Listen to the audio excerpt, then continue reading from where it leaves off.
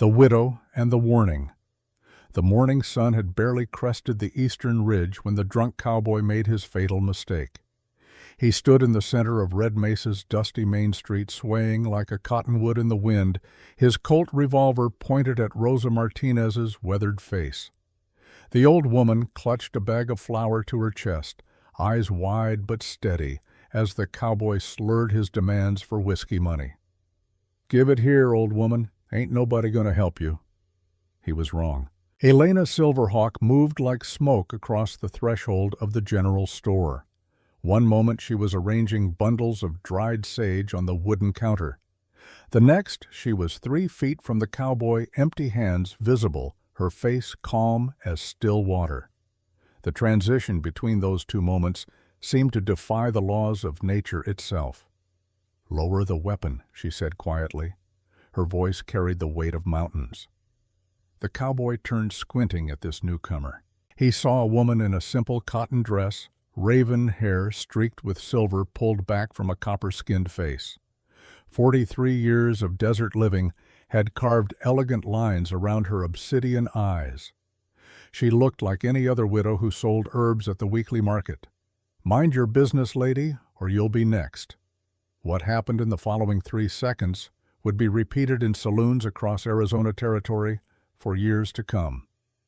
Elena's right hand moved in a blur. A flash of steel caught the sunlight.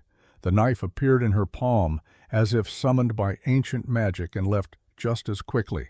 The blade struck the cowboy's Colt with surgical precision, hitting the cylinder mechanism with such force that the gun spun from his grip and clattered into the dust 15 feet away. The cowboy stared at his empty hand. His alcohol-fogged brain struggled to process what had occurred. "Sweet, merciful Jesus," Rosa breathed. Elena retrieved her throwing knife from where it had embedded itself in a fence post behind the cowboy, having passed clean through the space where the revolver's trigger guard had been. She wiped the blade on her dress hem and returned it to its hidden sheath at the small of her back. "Go sleep it off," she told the cowboy, "and thank the Lord you still have all your fingers." The man stumbled backward, tripped over his own feet, and scrambled away on hands and knees. A small crowd had gathered, townsfolk emerging from doorways and pausing mid-step on the wooden sidewalks. They stared at the quiet widow with new eyes.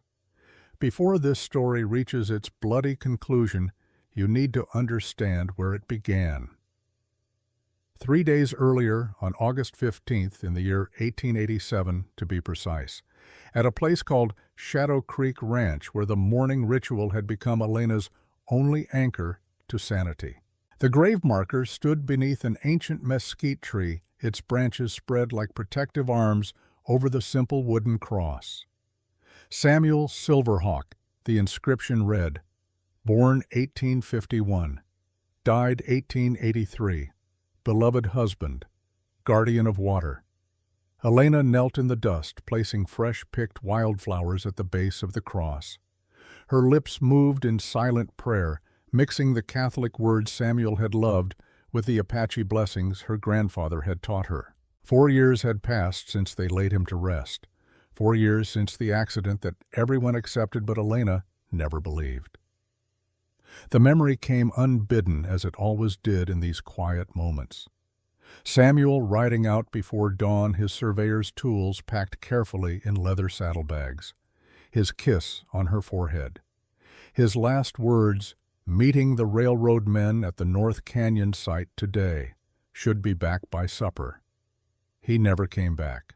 The railroad foreman had ridden to Shadow Creek that evening, hat in hand, face grave. There had been an accident, a rockslide while Samuel was surveying the canyon wall. Probably a rattlesnake startled him, made him lose his footing. They found his body at the base of the cliff. Death was instantaneous, a terrible tragedy. Elena had known immediately it was murder. A man who had climbed mountains since childhood does not fall from a simple canyon wall. A surveyor who could spot a rattler from 50 paces does not get startled off a ledge. And Samuel, her careful, methodical Samuel, would never have been standing in a dangerous position in the first place. But knowing and proving are 2 different things in Arizona territory. The territorial judge ruled it accidental death.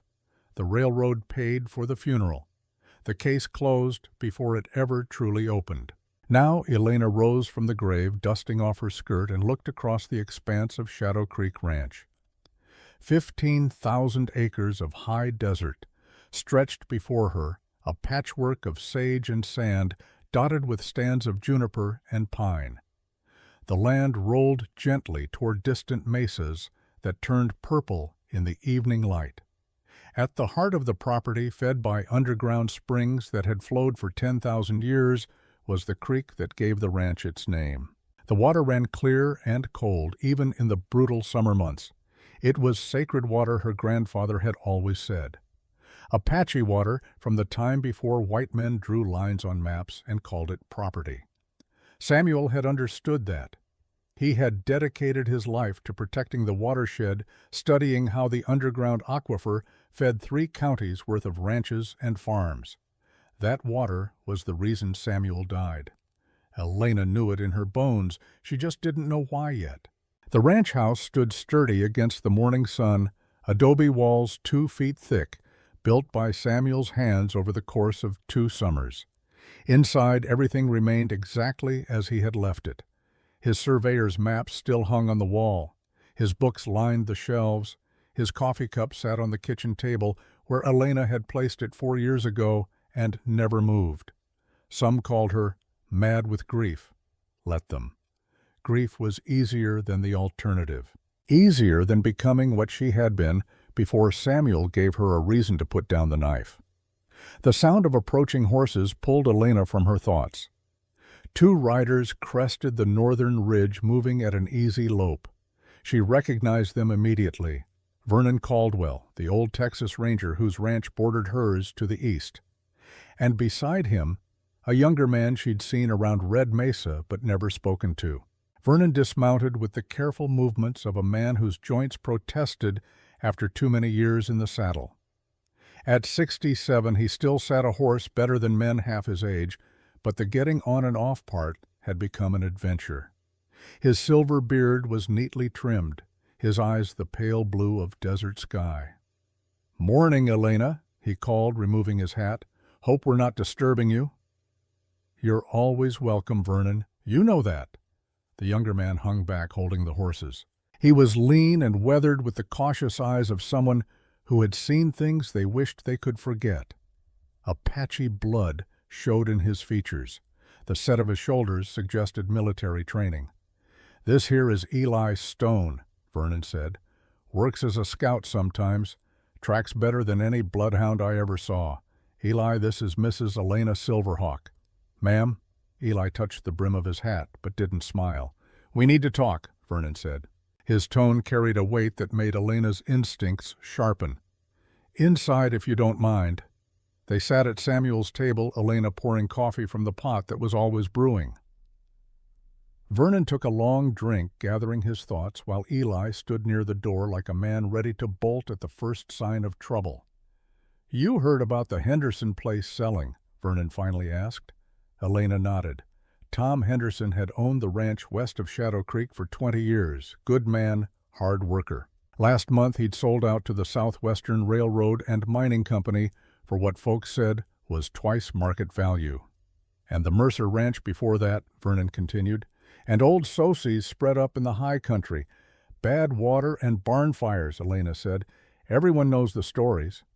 "They ain't stories." Vernon set down his cup with more force than necessary. "John Mercer's well didn't just go bad. Someone poisoned it with arsenic. Took 6 months before we figured that out. Tom Henderson's barn didn't catch fire from a lightning strike. There was no storm that night. And Sosie's prize horses didn't stampede because of a mountain lion. There were boot prints all around that corral." Elena felt ice settle in her stomach. "You're saying someone deliberately—" "7 ranches sold in the past 6 months, Vernon interrupted. "Every single owner was a holdout who refused the railroad's first offer. Every single one had an accident that made life unbearable. Every single one eventually sold for pennies on the dollar." Eli spoke for the first time, his voice rough as gravel. "I've been tracking the men responsible. Railroad hired them out of Denver. Ex-Pinkerton agents mostly. Professional troublemakers. They arrived in Red Mesa 3 weeks ago. And now they're here, Vernon said, looking Elena dead in the eye. Your ranch is next. Shadow Creek sits on top of the richest part of the watershed. Whoever controls your water controls the whole valley. The railroad wants it, and they don't take no for an answer. Elena absorbed this information with the calm that came from years of practice. Inside her mind was already calculating angles, assessing threats, remembering skills she had sworn never to use again. How much time do I have? They usually start subtle, Eli said. A friendly visit? A generous offer. Then things escalate if you refuse. As if summoned by prophecy, the sound of multiple horses approached from the south. Elena moved to the window, 3 riders coming up the main trail. Well-dressed, well-armed, moving with the confidence of men who owned everything they surveyed. That's them, Eli said quietly. The tall one is Victor Blackwell, runs the railroad company. Next to him is Marcus Cole, his chief of operations. And the third man, Carlos Rivera, Vernon finished, his voice tight. Half Apache, half Mexican. Works as head of security, mean as a rattlesnake and twice as quick. Elena watched the riders approach. Something in her chest tightened, then released. A door she had kept locked for 4 years began to swing open. Vernon, take Eli and wait in the barn. I'll handle this. Elena, you can't face them alone. She turned from the window. For just a moment, Vernon saw something in her eyes that made him take an involuntary step backward. It was the look of a predator acknowledging another predator's challenge. Please, Elena said, and her voice was gentle again. Trust me. The 2 men left through the back door.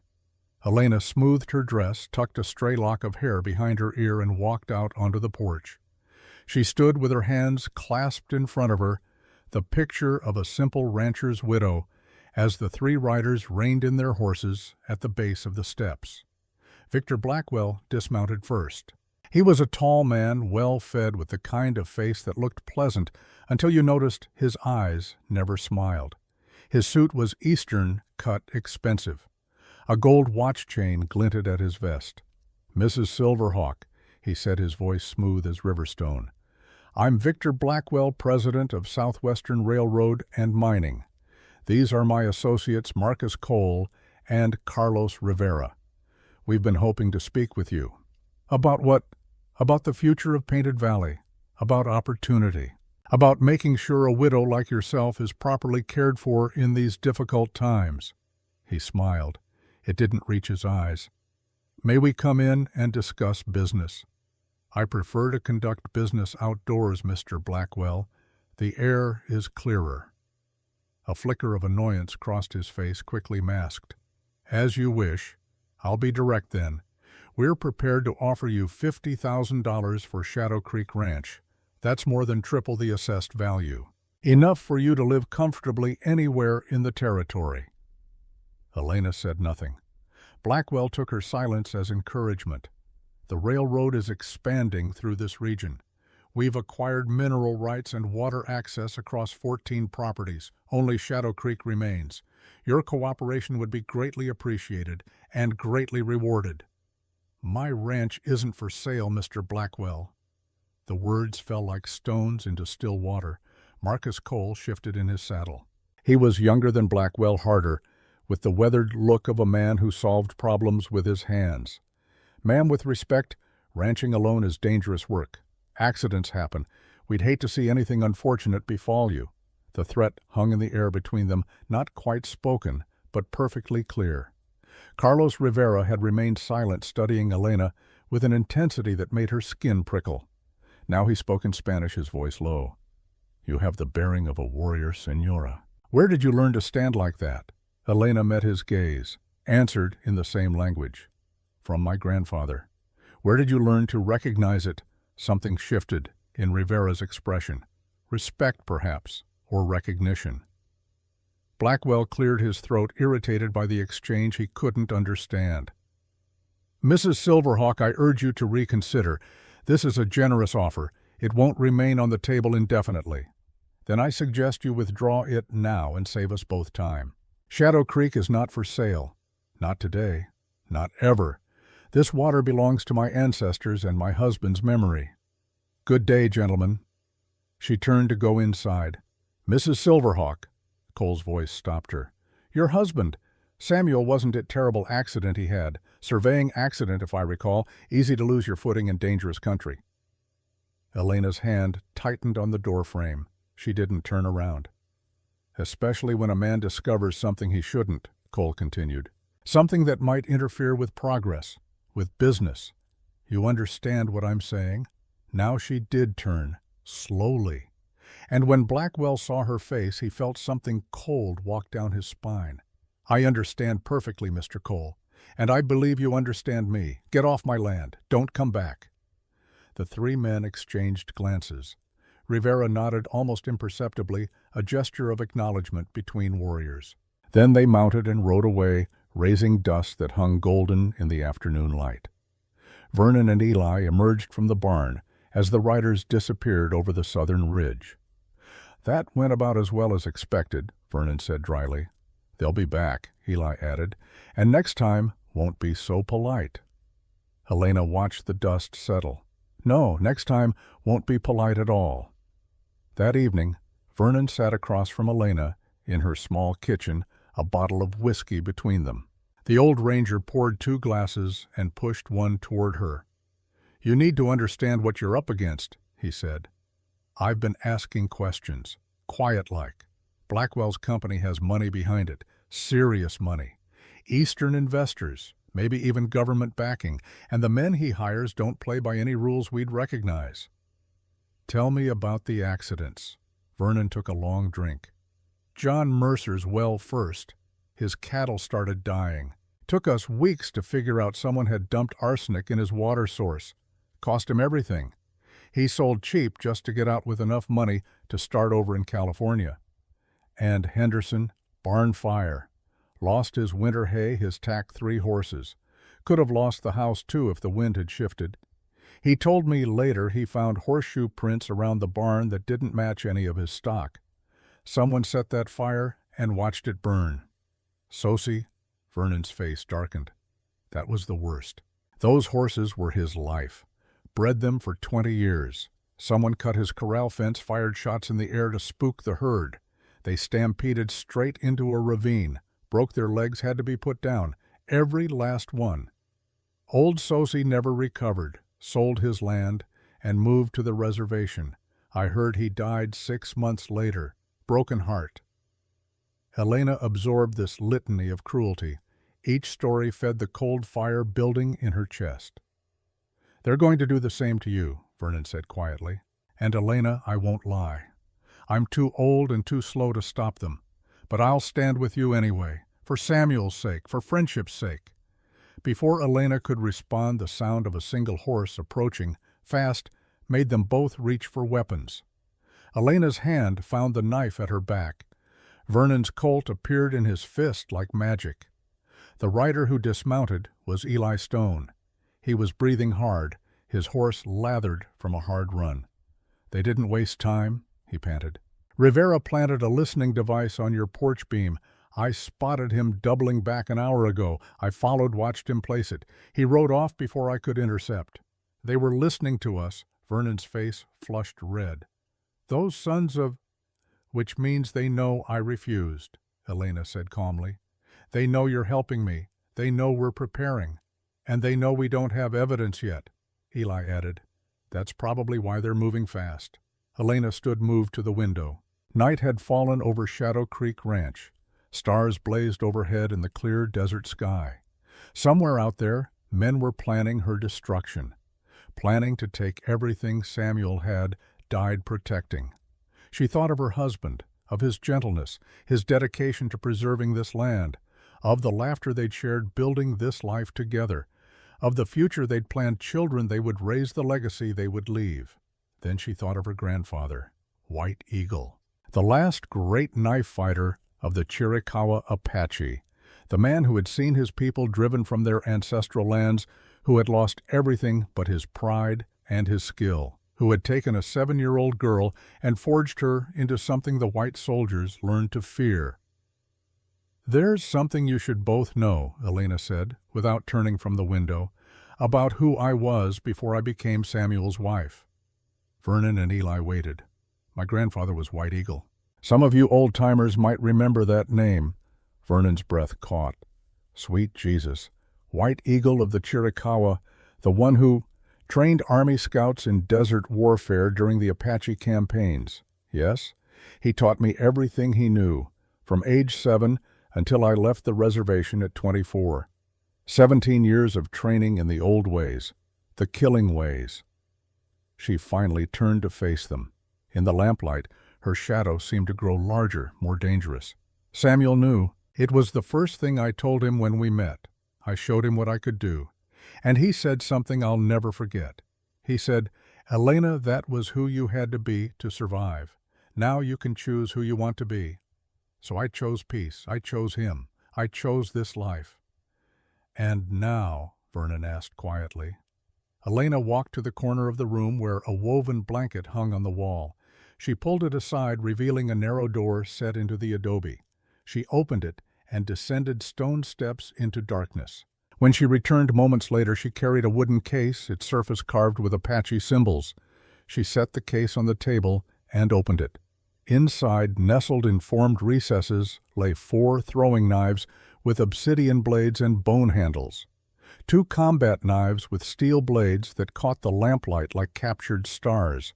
And finally, a curved blade, unlike anything Vernon had ever seen. The sacred passed down through 7 generations. "Now," Elena said, her voice steady as stone, "I choose to finish what they started when they killed my husband." Eli stared at the weapons. "You're White Eagle's granddaughter." "His actual granddaughter. I am. And these men have made a fatal mistake. They thought they were threatening a helpless widow. They should have asked who my grandfather was." Vernon reached across the table and gripped her hand.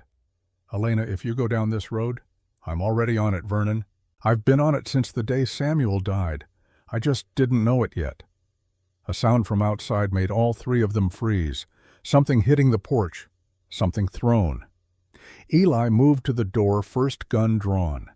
He opened it cautiously, looked down, then bent to retrieve an object. When he straightened, he was holding a rock with a piece of paper wrapped around it, tied with string. He handed it to Elena without a word. She unwrapped the note, read it by lamplight. Her face remained expressionless, but her knuckles whitened on the paper's edge. "What does it say?" Vernon asked. Elena's voice was quiet, deadly quiet. "Leave by September 1st or join your husband." She set the note on the table beside the case of knives, looked at Vernon, then at Eli. "Gentlemen, I'm going to need your help, not to run, not to hide, but to fight. And before this is over, Blackwell and his men are going to learn something their money can't buy." "What's that?" Eli asked. Elena's hand rested on the sacred, her grandfather's knife, the blade that had defended Apache land for 7 generations, that some widows know how to bite back. Outside, the desert wind picked up, carrying the scent of sage and coming storms. Shadow Creek ran cold and clear beneath the stars, its ancient waters flowing as they had for thousands of years. Soon those waters would run red. But Elena Silverhawk had made her choice. The quiet widow was gone. The warrior had awakened, and Victor Blackwell's reign of terror had just run into something he could never have anticipated, something his money, his power, his hired guns couldn't protect him from. The legacy of White Eagle, the memory of Samuel Silverhawk, the fury of a woman who had nothing left to lose and everything to protect. Tomorrow, the real war would begin. Tonight, Elena Silverhawk sharpened her knives and remembered everything her grandfather had taught her about survival. The desert night held its breath, waiting for dawn, preparation and revelation. Dawn broke over Shadow Creek Ranch with the crimson promise of violence. Elena stood on her porch, the sacred, weighing heavy at her back, watching Vernon and Eli approach on horseback. The old ranger sat tall in his saddle despite the years, while the half-Apache scout moved with the fluid grace of a man born to the wilderness. They were her army, 3 against an empire. It would have to be enough. They gathered around the kitchen table where Samuel had once spread his surveyor's maps. Now those same maps would serve a different purpose. War planning.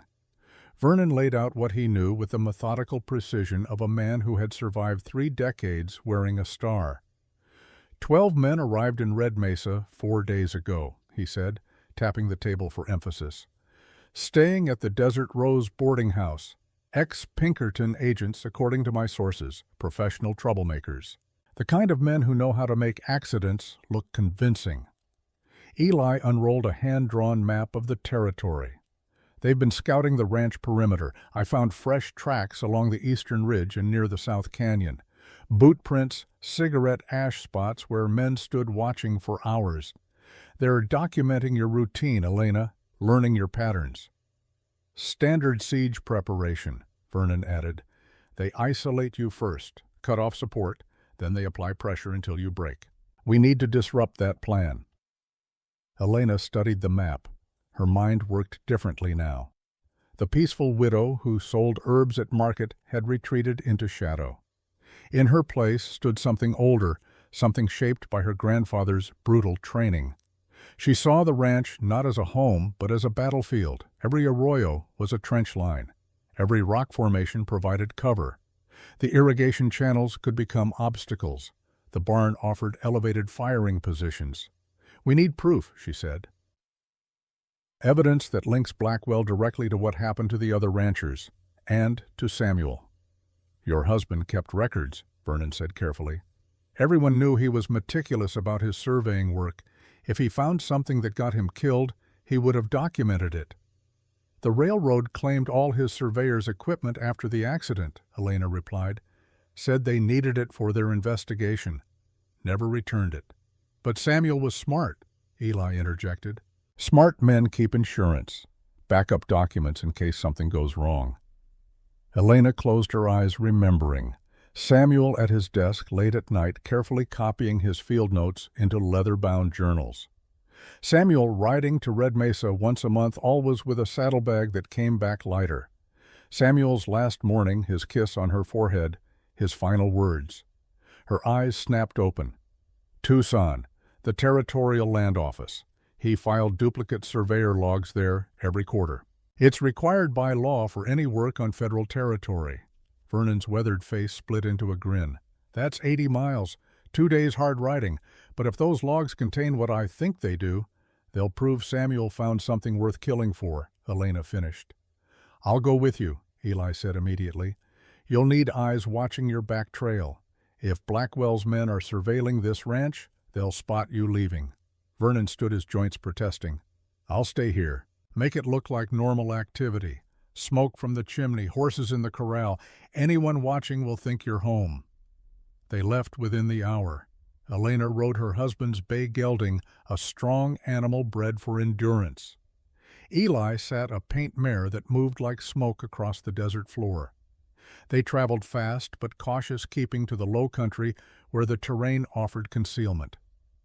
As Red Mesa disappeared behind them, Eli broke the companionable silence. Vernon told me about your grandfather, White Eagle.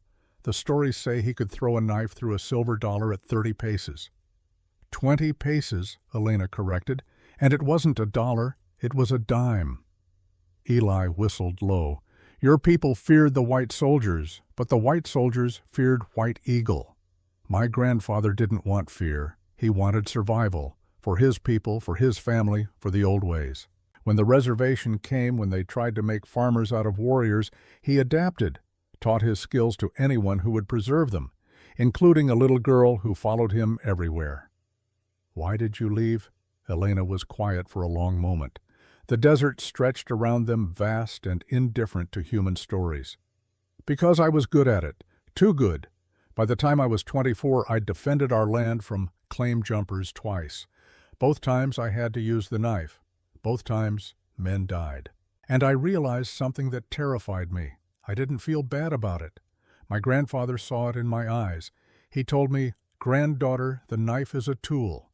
But if it becomes who you are, you lose yourself." So I left. Tried to become someone new. Until you met Samuel. Until Samuel. He saw both halves of me, the warrior and the woman who wanted peace. He said I didn't have to choose. I could be both. Her voice caught. Now he's gone, and the warrior is all that's left. They rode in silence after that, each lost in their own thoughts. The ambush came 30 miles from Tucson in a narrow canyon where the trail wound between red rock walls. Elena spotted the dust cloud first, 3 riders emerging from a side ravine to block their path. Behind them, 2 more appeared, cutting off retreat. The trap had been well laid. The Calderon brothers. Elena recognized them from descriptions Vernon had provided. Diego in front, the oldest, with a scar bisecting his left eyebrow. Luis to his right, smaller, but with the nervous energy of a man who enjoyed violence. Miguel hanging back, a rifle cradled in his arms, with the casual competence of a born shooter. "Mrs. Silverhawk," Diego called out, his voice carrying false politeness. "You're a long way from home. Dangerous country for a widow traveling alone." "She's not alone," Eli said quietly. His hand rested on his saddle near where his Winchester was sheathed. Diego smiled. "Half-breed scout won't change the odds, friend. We're not here for trouble. Just a simple business transaction. Hand over any documents you're carrying. Ride back to Shadow Creek. Everyone goes home happy." "And if we refuse?" Elena asked. Luis laughed, a sound like breaking glass. "Then we take them anyway, and maybe you don't ride home at all." The moment stretched taut as a bowstring. 5 against 2. The brothers positioned with clear fields of fire. A professional setup. But professionals can make mistakes when they underestimate their opponents. Elena's hands remained visible, resting on her saddle horn. She appeared calm, even resigned. Only Eli, watching her with the attention of someone who recognized a fellow predator, saw the micro-adjustments, the shift in her weight, the angle of her shoulders, the way her breathing had become perfectly controlled. "Last chance, Senora," Diego said. "You're right," Elena replied. "It is." Her hand blurred to her back. The first throwing knife left her grip in a motion too fast to follow.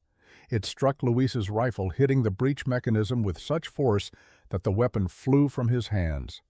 Before it hit the ground, Elena's second knife was in flight.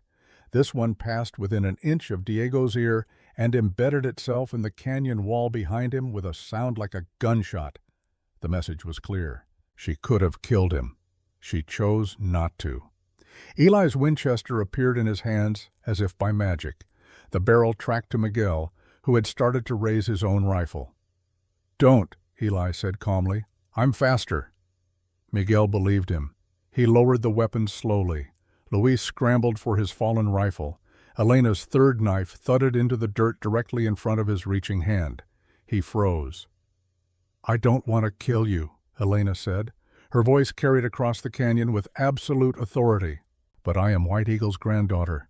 His blood runs in my veins. His skill lives in my hands. Test me again, and you'll discover I inherited more than his name." Diego's face had gone pale. White Eagle, the Apache knife master. The same. "Now you understand what you're facing. Tell Blackwell he can send an army. It won't matter.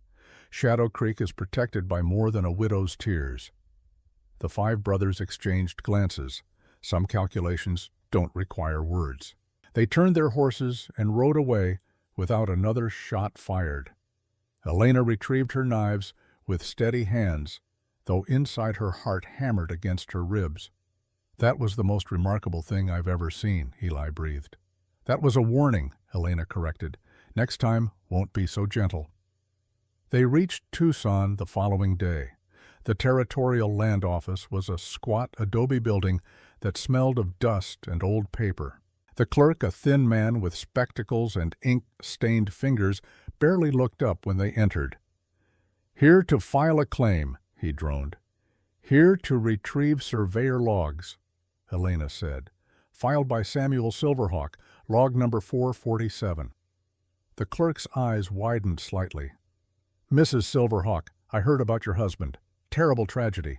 Those logs are public record. You have every right to see them."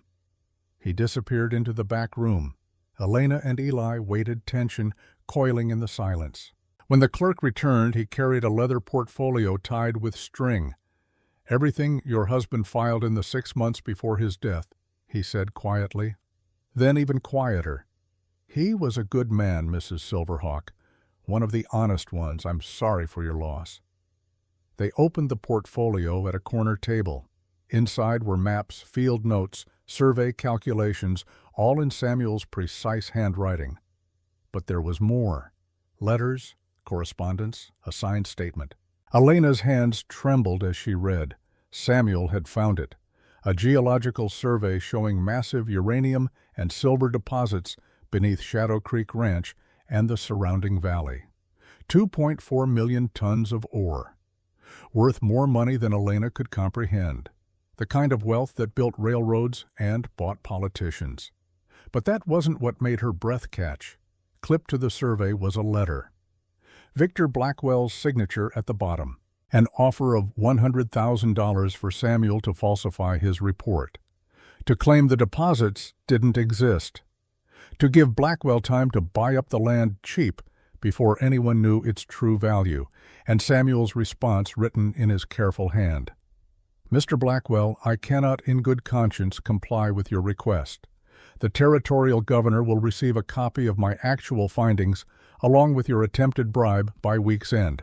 I suggest you withdraw your operations before legal action becomes necessary." The letter was dated 1 week before Samuel died. Elena closed her eyes. All these years she'd believed Samuel was killed to silence what he'd discovered. But it was worse than that. He'd been murdered as punishment for his honesty, for refusing to be bought, for choosing integrity over wealth. "This is it," Eli said softly.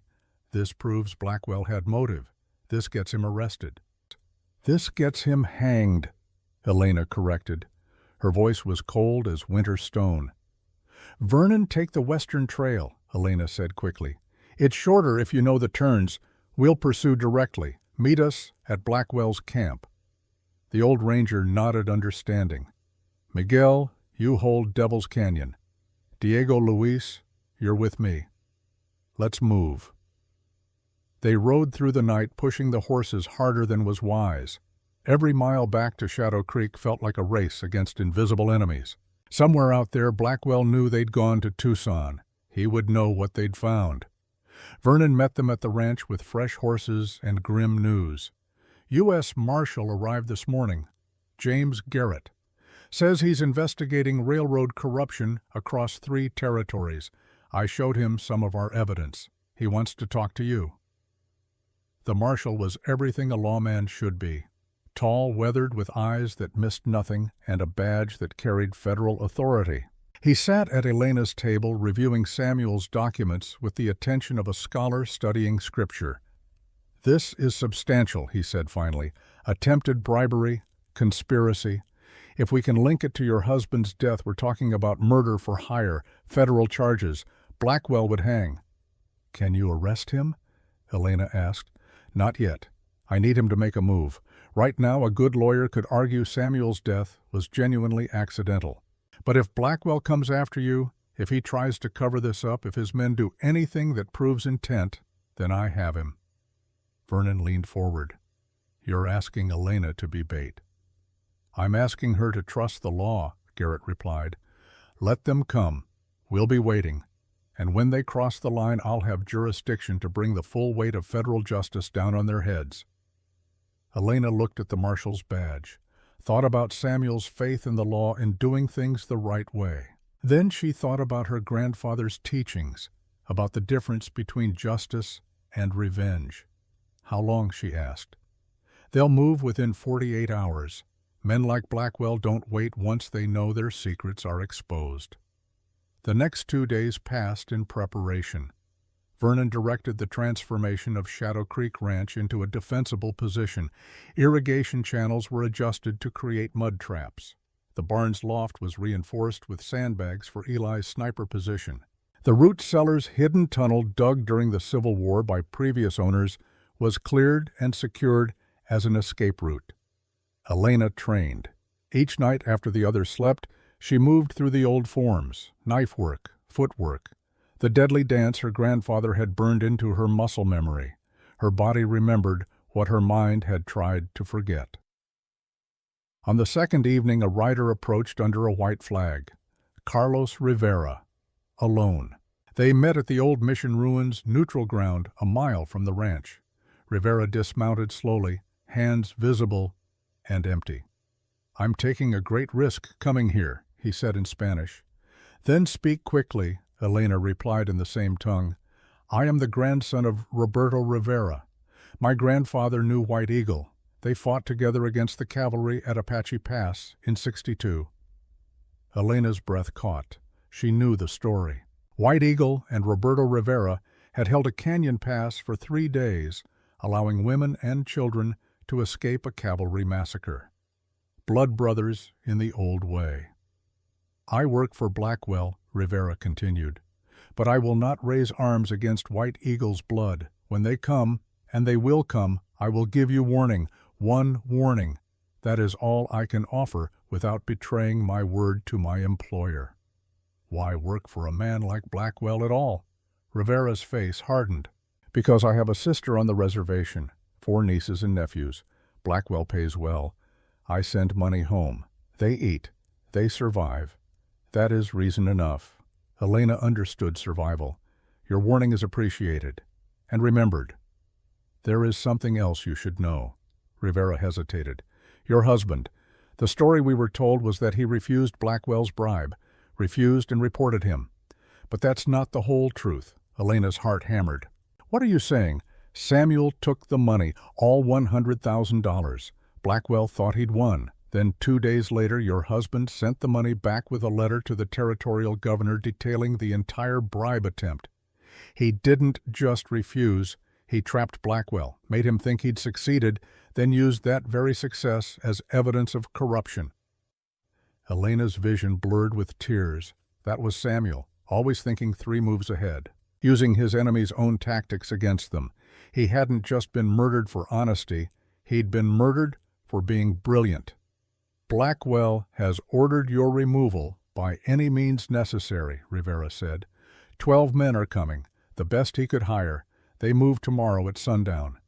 "Tell them to bring twice that number," Elena said quietly. "It won't be enough." She rode back to Shadow Creek as the stars emerged. Vernon and Eli waited on the porch. Marshal Garrett stood with them, federal badge gleaming in the lamplight. "They're coming tomorrow," Elena announced. "Sundown. 12 professionals." Garrett nodded grimly. "Then we'll be ready. And when they cross it onto your property with intent to harm, I'll have everything I need to bring federal charges." That night, Elena sat alone at Samuel's grave. The desert wind carried the scent of sage and distant rain. She placed her hand on the wooden cross. "I know the whole truth now," she whispered.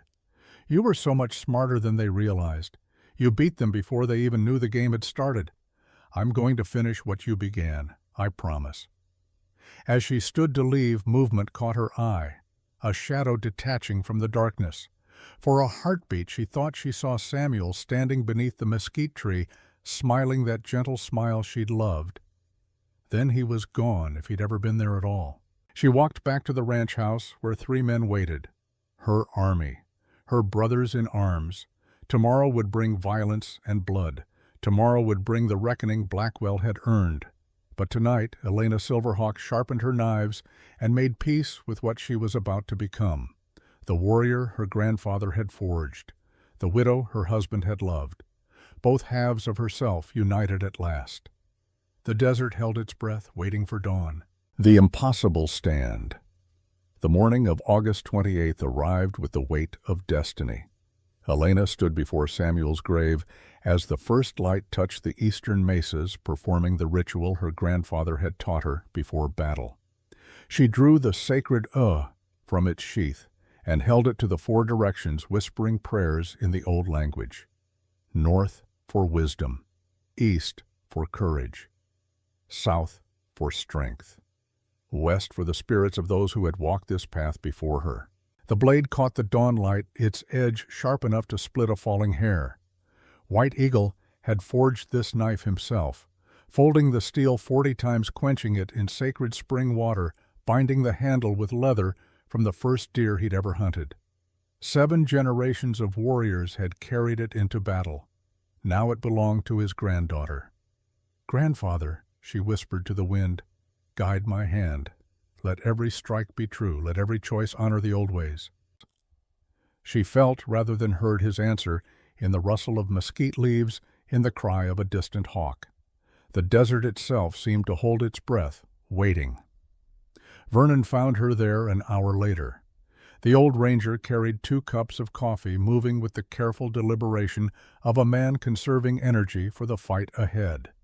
He handed her one without speaking. They stood together in companionable silence, watching the sun climb. "Been in a lot of fights," Vernon said finally. "Comanche, bandits, rustlers, even stood against a lynch mob once in El Paso. Never been in one where I was this certain about who was right and who was wrong." "Samuel used to say the clearest choices are often the hardest to make," Elena replied. "Smart man, your husband." Vernon sipped his coffee. "He'd be proud of you. What you're doing, standing for something that matters." Before Elena could respond, the sound of approaching horses drifted across the morning stillness. Multiple riders, coming from the south, not trying to hide their approach. They moved to the front of the ranch house. Eli emerged from the barn, Winchester in hand. Marshal Garrett stepped onto the porch, federal badge gleaming on his vest. Together, the 4 of them watched as 3 riders crested the rise. Victor Blackwell, flanked by Marcus Cole, and a man Elena didn't recognize. They stopped 50 yards out, close enough to talk, far enough to retreat if needed. Blackwell raised one hand in a gesture of parley. His voice carried across the distance, smooth and confident. "Mrs. Silverhawk, Marshal Garrett, gentlemen, I believe we can resolve this situation without unpleasantness. I'm prepared to make a final offer, $75,000 for Shadow Creek Ranch. In addition, I'll provide a written statement that your husband's death was thoroughly investigated and found to be accidental. Everyone walks away satisfied." "That's not an offer," Garrett called back. "That's a bribe and an admission of guilt wrapped in pretty words." Cole leaned forward in his saddle. "Marshal, with respect, you're outside your jurisdiction here. This is a private contract dispute between the railroad and Mrs. Silverhawk. Federal authority doesn't apply." "Murder applies everywhere," Garrett replied coldly. "And I have evidence that says Samuel Silverhawk was killed on your orders. Come noon, federal troops from Fort Huachuca will be here with arrest warrants. You can surrender now or resist and face additional charges." It was a bluff. Elena knew it. Garrett knew it. The question was whether Blackwell knew it. The railroad president studied them for a long moment. His face remained pleasant, but something cold moved behind his eyes. The calculation of a man deciding how far he was willing to go. "You're making a mistake," he said finally. "All of you. This could have been settled peacefully. Now it becomes complicated." He turned his horse. Cole followed. But the 3rd man remained studying the ranch with professional interest. When he finally spoke, his voice carried the flat accent of a man who had been too many places to belong anywhere. "I'll see you at sundown, Mrs. Silverhawk. Hope you're ready." Then he too rode away. "That was their last courtesy," Vernon said. "Next time they come, it'll be with guns drawn." The day passed in terrible slowness. They made final preparations, checked weapons, reviewed positions, ate a meal none of them tasted. The sun crawled across the sky like a wounded thing, dragging shadows behind it. Elena spent an hour alone in the barn, moving through the combat forms her grandfather had drilled into her. Each movement precise. Each transition flowing like water. The knife became an extension of her arm. Her arm became an extension of her will. Her will became as sharp and pitiless as the blade itself. She was ready. Sundown painted the desert in shades of copper and gold when the first riders appeared. 4 men this time, not Blackwell or Cole. These were foot soldiers. Hired guns sent to probe the defenses, to test the widow's resolve, to see if the stories about White Eagle's granddaughter were truth or legend. They rode slowly, cautiously, spreading out as they approached. Professional movements, military discipline. These weren't cowboys playing at violence. These were men who killed for money and slept soundly after. Elena watched from the shadows of the porch. Vernon crouched behind a water trough with his Colt ready. Eli had positioned himself in the barn loft, Winchester trained on the approach. Marshal Garrett stood in plain sight, badge visible, representing the law's authority. The lead rider, a thick-built man with a handlebar mustache, reined in 30 yards out. "We're here to serve an eviction notice," he called. "Railroad owns the mineral rights to this property. You're trespassing. Leave now, and there's no trouble." "That's a lie, and you know it," Garrett replied. "The only trespassers here are you. Turn around while you still can." The man smiled. It didn't reach his eyes. "Can't do that, Marshal. We got our orders." He nodded to his companions. 2 of them began circling toward the barn. The 4th started moving toward the irrigation channels, testing the ground. That one stepped directly onto the buried tripwire Elena had spent 2 days setting. The effect was immediate and spectacular. The wire pulled tight, releasing a gate valve that sent water surging through the concealed channels. Within seconds, the ground beneath the rider's horse turned to thick, sucking mud. The animal whinnied, lurching sideways. The rider fought for control, cursing. His 2 companions converged to help. That's when Eli's Winchester cracked from the barn loft, not shooting to kill, shooting to warn. 2 bullets kicked up dust directly in front of the advancing horses. Both animals reared their riders, struggling to maintain seats. Elena stepped from the shadows. She moved with liquid grace, the sacred held low and ready in her right hand. A throwing knife balanced perfectly in her left. The setting sun behind her cast her shadow long and dark across the ground. "Gentlemen," she said quietly. Her voice carried like a knife through silk. "This is my only warning. Leave now. Tell Blackwell you failed. Tell him the widow has teeth. Tell him whatever you need to save your pride. But if you're still on my land in 60 seconds, I will demonstrate what my grandfather taught me about removing uninvited guests." The lead rider's hand moved toward his pistol. Elena's throwing knife left her grip before the movement finished. The blade struck his gun belt buckle with a sound like a bell, the force knocking his pistol from its holster. The weapon tumbled into the mud 10 feet away. For 3 heartbeats, no one moved. Then the man who'd lost his pistol looked at Elena with new understanding. This wasn't a widow playing at courage. This was White Eagle's legacy made flesh and steel. "Back to the ridge," he growled to his companions. "This ain't worth our wages." They retreated, dragging the stuck horse from the mud, leaving equipment and dignity behind. Elena watched them go, her face expressionless. Only when they crested the rise and disappeared did she allow herself to breathe. "First blood to us," Vernon said, emerging from cover. "But they'll be back, and next time won't be a probe." The old ranger was right. Night fell like a curtain. The moon rose fat and bright, painting the desert in silver and shadow. Elena stood watch on the porch, every sense extended, listening to the language of darkness, the subtle sounds that meant danger, the absence of sound that meant men moving with stealth. 10 o'clock brought the attack. They came in 3 teams, coordinated and professional. 4 men making noise and movement from the front, drawing attention. 3 more slipping through the eastern arroyo, attempting to flank. And 2, the most dangerous, moving toward the house itself under cover of the commotion. Elena recognized the tactic immediately. Her grandfather had taught her to read battles like scholars read books. The enemy was dividing her forces, betting she couldn't defend all approaches simultaneously. They were wrong. "Vernon, Eli, hold the front," she said quietly. "I'll handle the flankers." Before either man could protest, she was gone, moving through the darkness like smoke, using shadows and silence the way other people used roads and light. The 3 men in the eastern arroyo were good.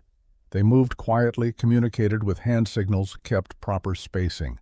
But they were white men trying to cross Apache land at night. They might as well have been ringing bells. Elena intercepted them in a natural choke point where the arroyo walls narrowed. She recognized them even in the moonlight. The Calderon brothers. The same men who had ambushed her on the road to Tucson. The same men she'd warned then that next time would not be gentle. They saw her at the same moment she struck. Luis, the youngest, was in front. Elena's knife took him in the gun hand, a precise cut that severed tendons without touching bone. He dropped his rifle with a cry of pain.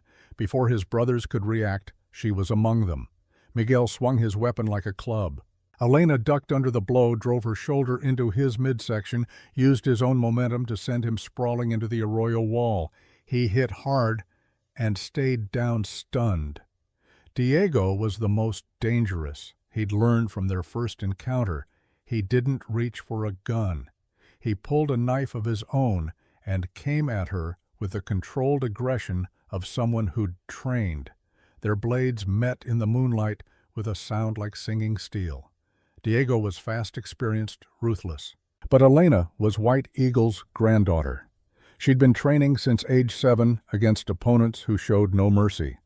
She flowed around his attacks like water around stone, never where he expected, always moving, always balanced.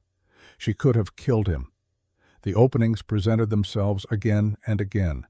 Throat, heart, femoral artery. Each one a killing strike her grandfather had taught her to recognize and exploit. Instead, she disarmed him. A twist of her wrist. A precise strike to his knife hand's pressure point. His weapon clattered to the stones. Her blade found his throat, the edge dimpling skin without breaking it. "Yield," she said softly. Diego's eyes were wide with shock and grudging respect. "I yield." "Then take your brothers and go. Tell the others what happened here. Tell them the widow is White Eagle reborn. Tell them to run while they still can." She stepped back, lowering her blade. The 3 brothers retreated, supporting the injured Luis, leaving their weapons behind. At the front of the ranch, Vernon and Eli held their ground against the 4-man team with the practiced efficiency of men who'd been in more gunfights than they cared to remember. Vernon's Colt barked 4 times. 4 shots. 4 weapons flying from enemy hands. Not kill shots. Disarming shots that spoke to decades of Ranger experience. Eli's Winchester provided cover, keeping the attackers pinned, preventing them from regrouping or advancing. The young scout's military training showed in his discipline, his controlled breathing, his economy of ammunition. Within minutes, the 4 men broke and ran, unwilling to face an old lawman who shot like a younger man and a half Apache scout who could hit a running rabbit at 100 yards. But the real danger came at the house. Marcus Cole and Carlos Rivera had used the chaos to breach the kitchen window. They moved through Elena's home with professional caution, searching for the surveyor's logs that could destroy Blackwell's empire. They found Marshal Garrett instead. The federal lawman stepped from the Shadows badge in one hand, pistol in the other. His face was hard as granite. Looking for these, he held up Samuel's documents. "You're under arrest, gentlemen. Federal charges. Conspiracy to commit murder. Attempted theft of evidence. I'd suggest you surrender peacefully." Cole's hand moved toward his gun.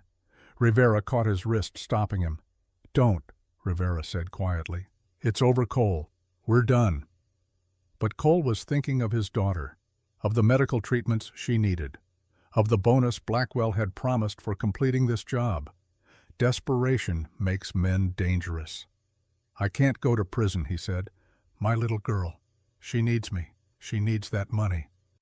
"Your daughter needs a father," a new voice said. Elena stood in the doorway, backlit by moonlight. The sacred gleamed in her hand. Her face was terrible in its calm.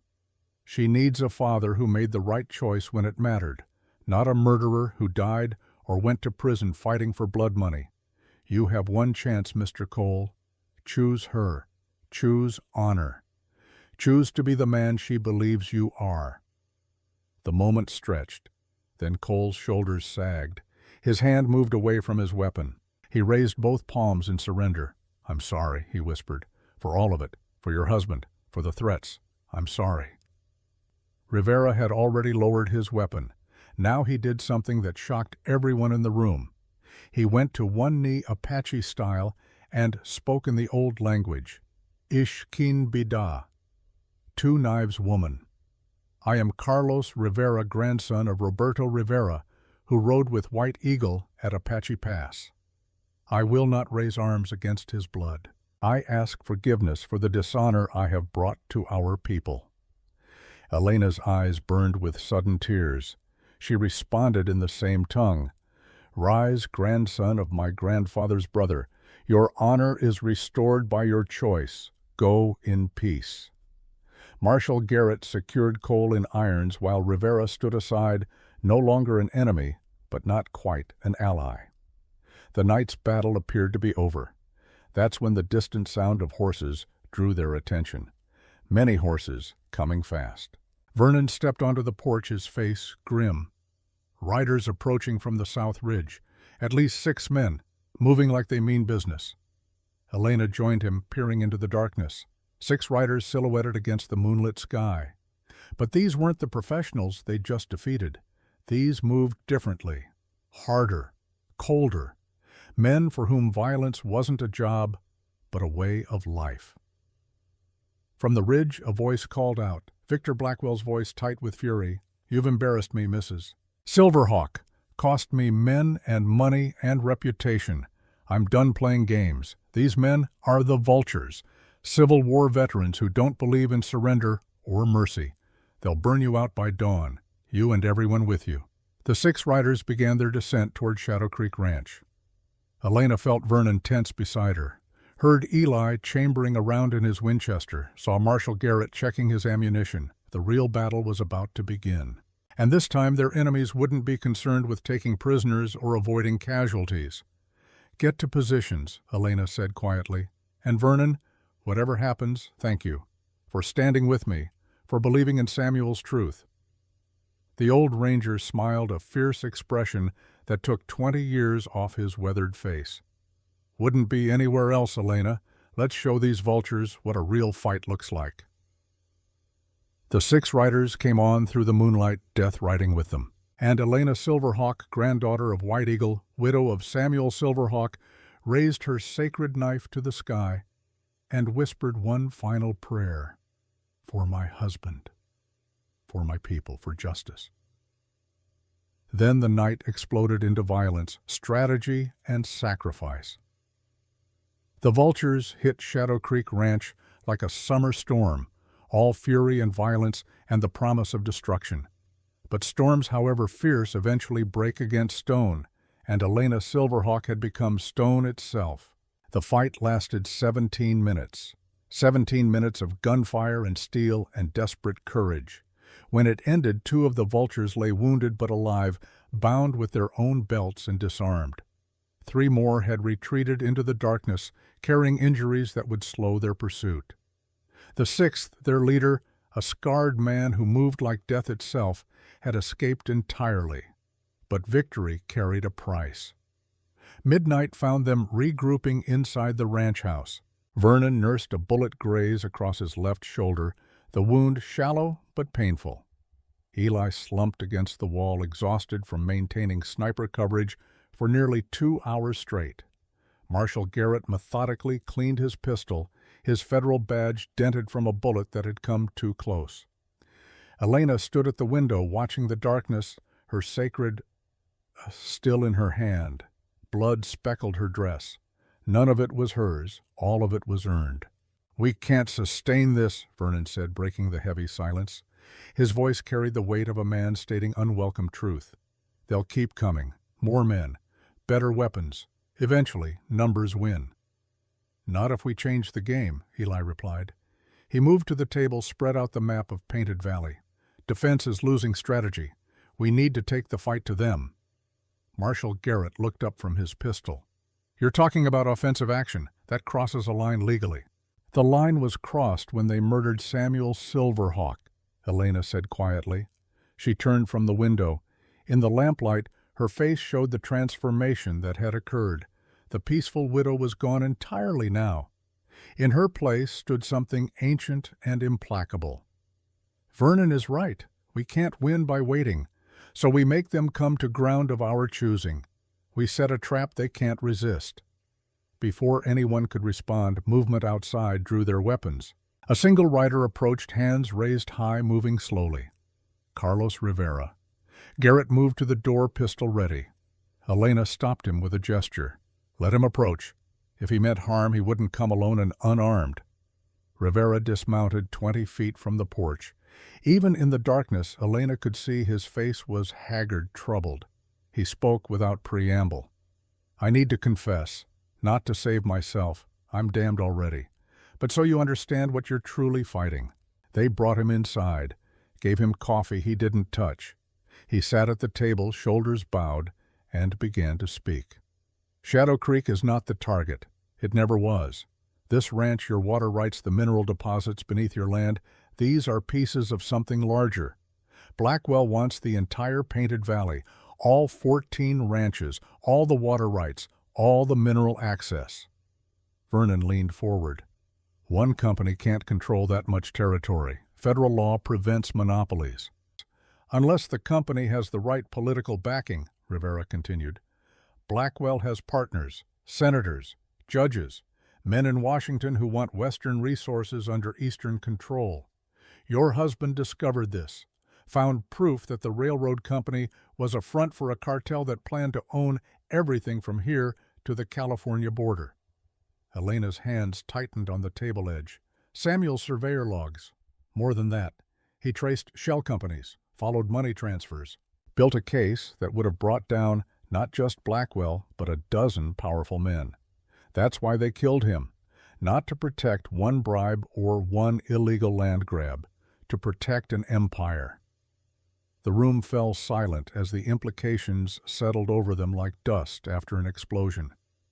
How much of this can you prove? Garrett asked.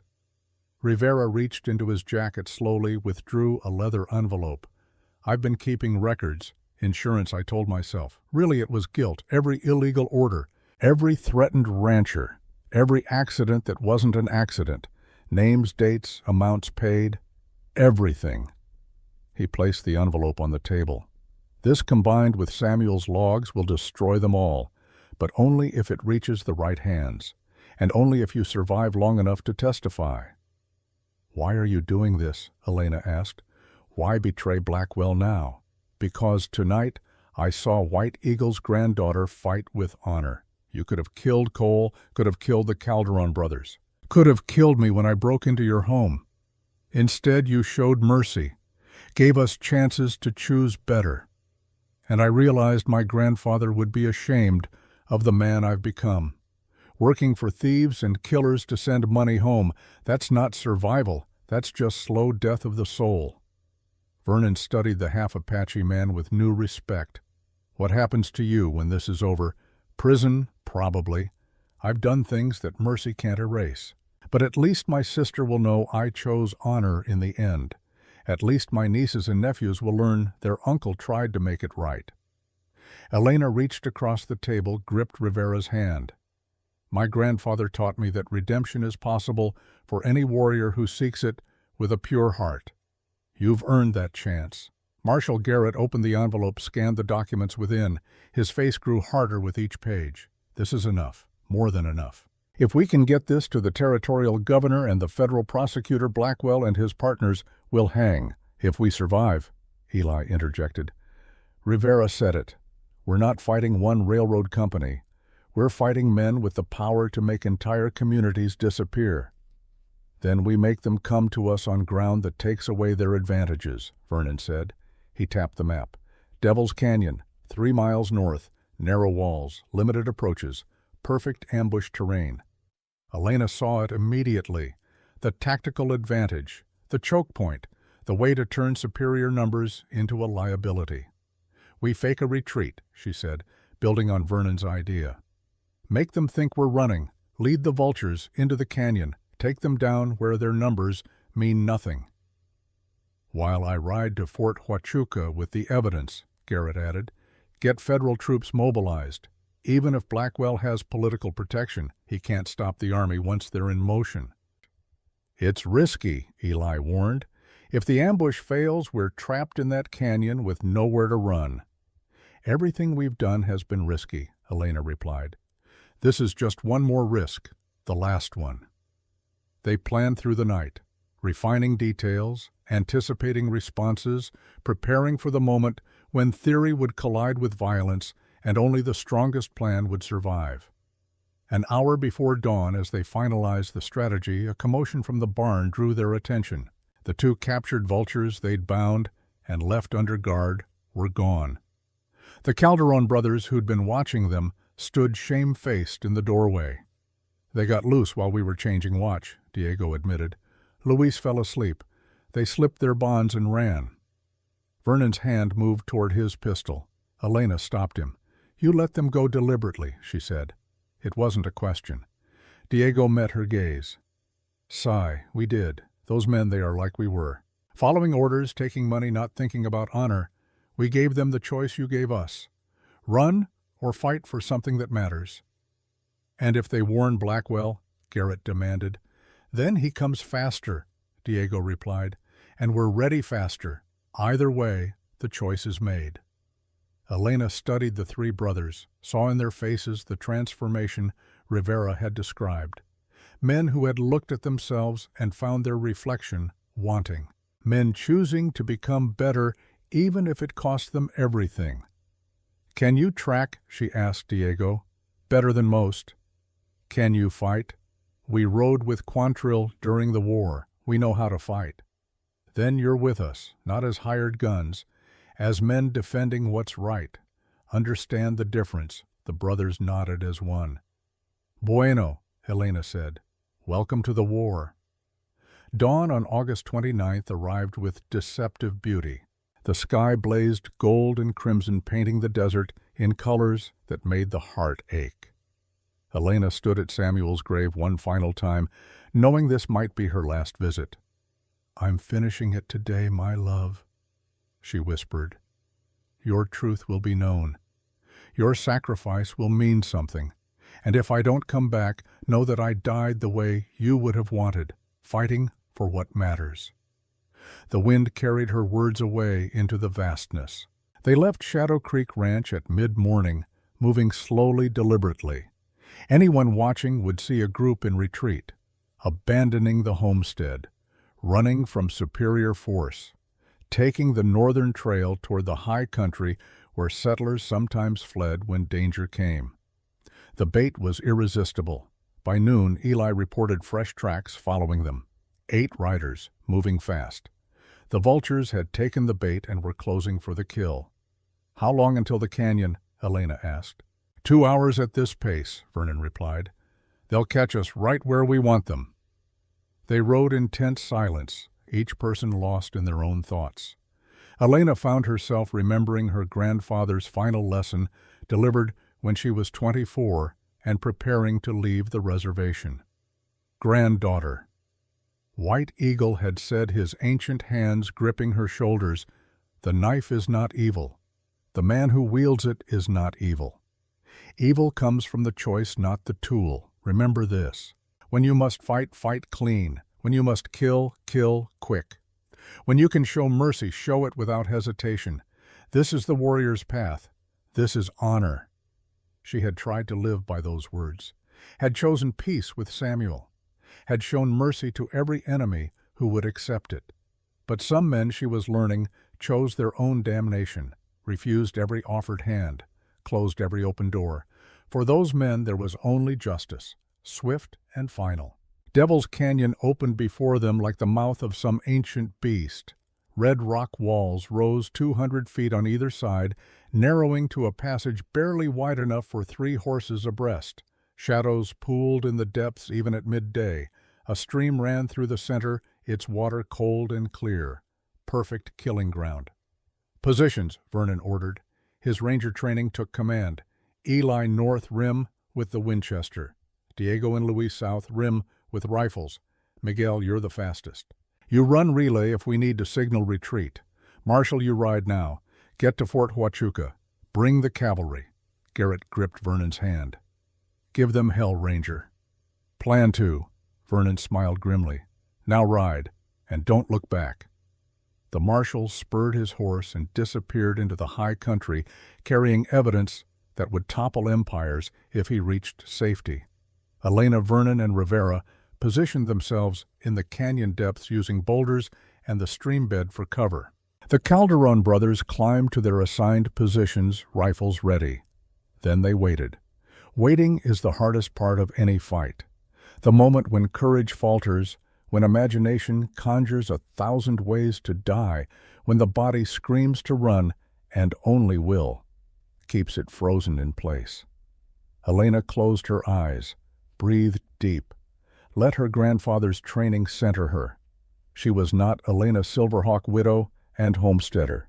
She was Ishkeen Bida, Two Knives woman, White Eagle's legacy, the desert's daughter. She was ready. The vultures entered the canyon at a gallop, confident in their numbers and skill. 8 riders moving in loose formation, weapons, drawn eyes scanning for their fleeing prey. They realized the trap too late. Eli's first shot took the lead rider's hat clean off his head. A warning. The next shot shattered his rifle stock. No warning, pure marksmanship. Diego and Luis opened fire from the south rim, their shots forcing the riders to bunch together, eliminating their numerical advantage. Vernon's Colt barked from the canyon floor, each shot placed with the precision of 30 years carrying a badge. He wasn't shooting to kill, not yet. He was hurting them, controlling their movement, forcing them into the kill zone Elena had chosen. The sacred left her hand like lightning given form. The blade took the second rider's gun from his grip, the weapon spinning away to clatter among the stones. Before he could react, her second throwing knife found his companion's rifle, striking the mechanism with such force that the weapon became useless metal. The vultures scattered, seeking cover, returning fire, but they were shooting upward against enemies with superior position. Every shot they fired echoed off canyon walls, disorienting them further. Every movement exposed them to crossfire from 3 directions. It should have been a slaughter. It would have been, if not for their leader. Jack Iron Malone was everything the others were not. Calm under fire, tactically brilliant, capable of reading a battlefield like a book. He recognized the trap immediately and began organizing a fighting retreat, using covering fire and controlled movement to extract his men from the killing ground. "They're falling back," Eli called from the rim. "Let them go," Vernon shouted, "when we've won." But Rivera had seen something the others missed. 2 of the vultures weren't retreating. They were circling, using the chaos to flank up the southern approach where Diego and Luis held position. "Ambos lados," Rivera screamed the warning. Both sides. He sprinted toward the threatened position, knowing he wouldn't reach it in time. The 2 vultures crested the rim behind the Calderon brothers, raised their rifles, took aim at Diego's unprotected back. Rivera dove between them and the brothers, his own weapon firing even as he fell. The sound of 3 rifles firing simultaneously echoed like thunder through Devil's Canyon. When the smoke cleared, both vultures lay dead. Diego and Luis stood frozen, rifles half raised, and Carlos Rivera lay bleeding from 2 chest wounds, his life pouring out onto the red stone. Elena reached him first, sliding to her knees in his blood. She pressed her hands against the wounds, trying to staunch the flow, knowing even as she did that it was futile. "Why?" she demanded, tears streaming. "Why did you do that?" Rivera's smile was peaceful despite the pain. "Blood debt, remember, White Eagle saved my grandfather at Apache Pass. Today I repaid it." He coughed, crimson staining his lips. "Tell my sister. Tell her I chose honor. Tell her Carlos Rivera died a warrior." "You are a warrior," Elena said fiercely. "You are my grandfather's brother. You will be remembered with honor." "Gracias, hermana," Rivera whispered. "Sister. Now go, finish it. Don't let my death be for nothing." His eyes closed, his breath stopped. the man who had chosen redemption over safety, found peace in sacrifice. Elena stood slowly, Rivera's blood on her hands. The sacred felt heavier now, the weight of the dead, the cost of justice. Vernon approached, his weathered face showing rare emotion. He saved them. Saved all of us, probably. That's twice the vultures nearly flanked us. Malone, Elena said. Her voice was flat, cold. He's too smart, too experienced. He'll regroup, come at us differently. And we don't have Rivera's tactical mind anymore. Then we don't give him time to regroup, Eli called from above. Look, 2 of them broke away from the retreat, heading back toward Blackwell's camp. They're going to warn him, tell him the ambush failed. Elena's decision came instantly. Vernon, stay here with the Calderon brothers. Secure the canyon. If the vultures return, hold them. Where are you going? To finish this. Garrett is riding to Fort Huachuca with evidence. But Blackwell still has men at his camp, still has coal, still has resources. If those 2 riders warn him, he'll scatter, disappear, use his political connections to evade justice. You can't go alone, Vernon protested. I won't be. Eli was already descending from his position. She'll need someone who can track at speed. That's me. Elena looked at the old ranger, saw understanding in his eyes. This was always how it had to end, not with armies or courts or distant justice, but with a widow and a killer meeting on open ground where truth was simple and mercy ran out. If we're not back by sunset, she told Vernon, take the Calderon brothers and head for Fort Huachuca. Tell Marshal Garrett everything. Make sure Samuel's truth survives even if I don't. Vernon embraced her, brief, fierce. Your grandfather would be so damn proud. Now go kill that son of a bitch. Elena and Eli mounted their horses, looked back once at Devil's Canyon, where Carlos Rivera lay still, his sacrifice marking the moment when hired guns became heroes. Then they rode hard toward destiny, following the dust of fleeing men, racing the sun toward a reckoning 4 years in the making.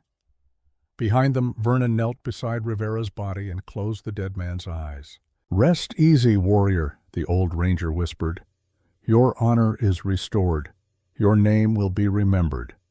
The canyon wind carried the prayer away into silence. The final reckoning.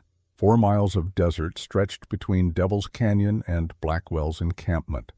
4 miles of broken terrain where a horse could snap a leg in a gopher hole, or a rider could lose the trail in the maze of identical arroyos. 4 miles that needed to be covered before the 2 fleeing vultures reached their employer with news of the failed ambush. Elena and Eli rode like demons pursued them, or perhaps like demons doing the pursuing. The sun had climbed past its zenith, hammering down with the merciless intensity of late August. Heat shimmered off the desert floor, turning the distant mesas into wavering mirages. The horses' flanks darkened with sweat. Foam flecked their bits. But Elena drove her mount onward, asking for speed that bordered on cruelty because mercy now meant failure. Eli kept pace beside her, his half-Apache blood singing with the thrill of the chase. He could read the fleeing men's trail like white men read newspapers.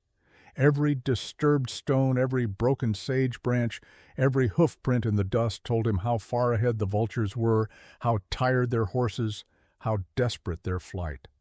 3 miles ahead, he called over the thunder of hooves. Maybe less. Their horses are blown. Ours have more left.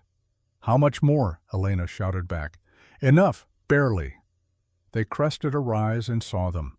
2 riders whipping their exhausted mounts, glancing back over their shoulders with the panic of men who knew death followed close.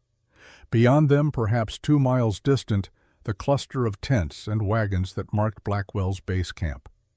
Elena leaned forward in her saddle, becoming one with her horse, asking the animal for everything it had. The bay gelding that had been Samuel's pride responded with a burst of speed that defied exhaustion. This was the horse her husband had trained personally, bred from Apache stock, that could cross 100 miles of desert on a mouthful of water. Samuel had chosen well, as he always had. The gap closed. 1 mile became half a mile. Half a mile became 300 yards. The fleeing vultures could hear pursuit and now could feel death breathing down their necks. One of them fired a wild shot over his shoulder, the bullet going nowhere near its target. Elena's throwing knife answered. The blade took his gun from his hand with the precision her grandfather had spent 17 years drilling into her muscle memory. The weapon tumbled away into the sage. The second man made the mistake of looking back. His horse, already pushed beyond endurance, stumbled. The animal went down in a tangle of legs and dust. The rider hit the ground hard, rolling, coming up with his rifle swinging toward Elena. Eli's Winchester spoke first, a single shot that took the rifle's stock clean off, turning the weapon into kindling. The vulture stared at his destroyed gun, then at the two riders bearing down on him, and made the only sensible choice. He ran on foot toward the distant camp arms, pumping lungs, burning. He would never make it in time. Elena and Eli thundered past him without slowing. Let him run. Let him tell his tale. By the time he reached Blackwell's camp on foot, the real fight would already be decided. They covered the final 2 miles in 8 minutes. Later, men who witnessed it would swear no horse could maintain such speed over broken ground. But they hadn't seen Elena Silverhawk ride. Hadn't watched her become one with the animal beneath her, using every Apache trick her people had learned across centuries of survival in hostile country. A mile from their destination, movement on the western approach caught Eli's attention. 3 riders emerged from a rocky defile, pushing their horses hard across the broken terrain. "Vernon," Eli called, pointing. The old ranger had taken a different route entirely. The Calderon brothers rode with him, Diego and Luis flanking their unlikely commander. They converged at the camp's outer edge, horses blowing foam, riders grim-faced and ready. "Devil's Canyon secure?" Elena asked as Vernon reined in beside her. "Miguel's holding it. Volunteered to stay behind." Vernon checked his Colt's cylinder. "Figured you two would ride straight into trouble." "Took the old smuggler's trail through the western rocks. Cuts 2 miles off the distance if you know the way, and don't mind your horse hating you after." "Couldn't let us have all the glory?" Eli managed a tired grin. "At my age, glory means living long enough to complain about my aching bones tomorrow." Vernon's eyes moved to the camp ahead. "What are we riding into?" "The end," Elena said, "one way or another." They dismounted together, a unified force of 5, where Blackwell expected scattered resistance. Elena hit the ground running, the sacred already in her hand. Eli's Winchester came up ready. The Calderon brothers fanned out with practiced efficiency. Vernon's Colt gleamed in the afternoon sun. Blackwell's camp sprawled before them. 3 large tents, 2 supply wagons, a dozen horses in a rope corral, and gathered in the center, a confrontation already in progress. Victor Blackwell stood with his back to a wagon flanked by 2 bodyguards in expensive suits, who looked distinctly uncomfortable in the desert heat. Jack Iron Malone faced him, the scarred leader of the Vultures, his face twisted with fury. Marcus Cole stood between them, hands raised in a gesture of peace that fooled no one. Vernon took position at the camp's edge, Colt leveled at Blackwell's bodyguards. The Calderon brothers moved to flank rifles, finding targets among the scattered hired guns. Strategic, practiced. A ranger's tactical mind at work even after decades away from the badge. Everyone froze when Elena walked into the circle. She was covered in dust and blood, some of it Rivera's, some from the canyon fight. Her raven hair had come loose from its braids, streaming wild around her face. The sacred caught the sunlight, its edge gleaming like captured lightning. She looked like an avenging angel, or perhaps an avenging demon. Either way, every man present felt his courage waver. "Victor Blackwell," Elena said. Her voice carried absolute authority. "You took my husband. You took my peace. You sent men to take my home. Now I've come to take what you value most, your freedom, your future, your legacy of shame." Blackwell recovered his composure with visible effort. He was a man accustomed to controlling situations through wealth and words. Violence was something he hired others to commit. Mrs. Silverhawk, I see you've had an eventful morning. Perhaps we should discuss this like civilized people. I'm prepared to offer—" "Shut your lying mouth," Vernon interrupted. His colt never wavered. "Marshal Garrett is riding to Fort Huachuca right now with evidence of your crimes. Conspiracy, murder, bribery. You're done, Blackwell. Question is whether you surrender to the law or die resisting." Malone spat into the dust. "Boss, I told you this widow was trouble. Told you White Eagle's granddaughter wasn't like the others, but you wouldn't listen. Now half my men are dead or captured. The other half ran. And she's standing here like judgment itself." "You were paid to handle problems," Blackwell snapped. "Not make excuses. I was paid to remove obstacles, not fight legends." Malone turned to Elena. "You killed 2 of my men in that canyon. Good men. Professionals." "Your men died attacking people under my protection," Elena replied evenly. "As did Carlos Rivera, who saved the Calderon brothers from your flanking attack. He died with honor. Your men died as hired killers. There's a difference." Something shifted in Malone's scarred face. Not quite respect, but recognition of a fellow warrior. "I don't work for free," he said, "and I don't work for men who don't pay their debts." He looked at Blackwell with cold calculation. "You owe me and my men $10,000. Payment was due yesterday. I'm thinking maybe I take what you owe from what's in that strongbox in your tent." "You wouldn't dare," Blackwell hissed. Malone's hand moved toward his pistol. "Try me." The camp erupted into chaos. Loyalties fractured. The 2 bodyguards looked at each other, then at their employer, then quietly started backing away. Hired guns throughout the camp began edging toward their horses, wanting no part of whatever came next. Into this chaos, Marcus Cole made his choice. He drew his pistol, but instead of pointing it at Elena or Vernon or any of the people who threatened his employer's empire, he aimed it squarely at Victor Blackwell's chest.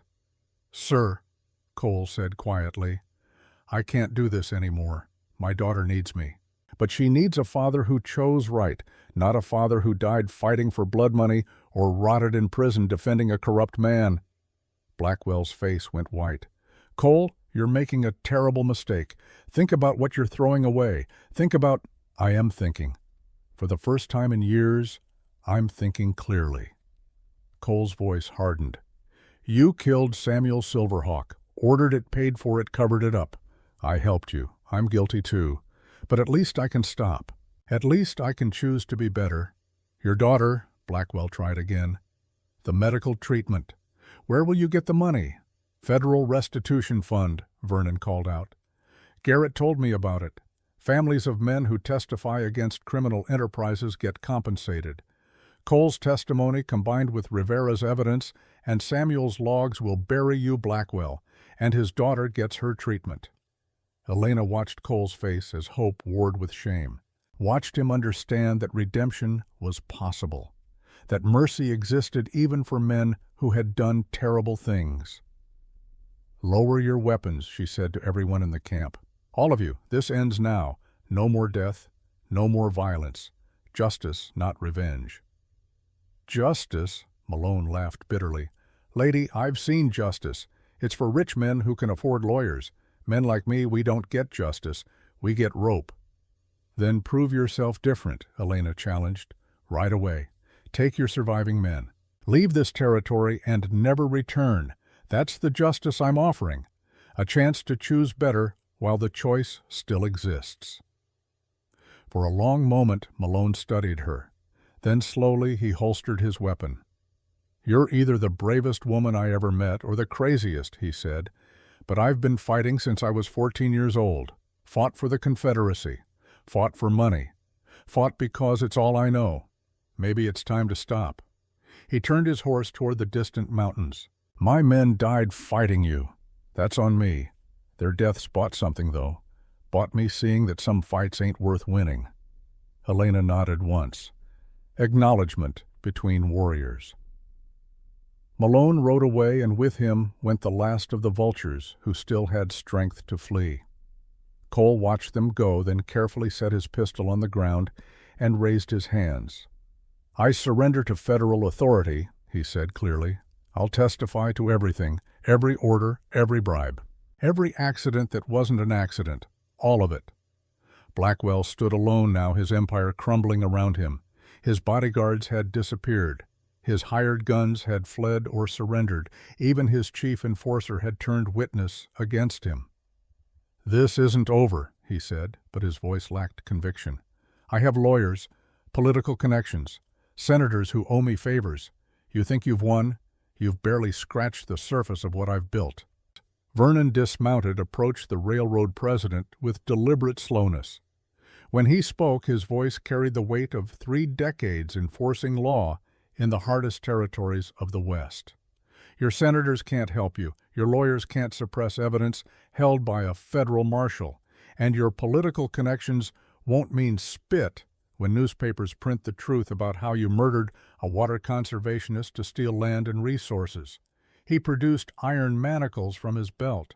"Victor Blackwell, by the authority invested in me as a former Texas Ranger acting in support of federal law enforcement, I'm placing you under citizen's arrest for conspiracy to commit murder."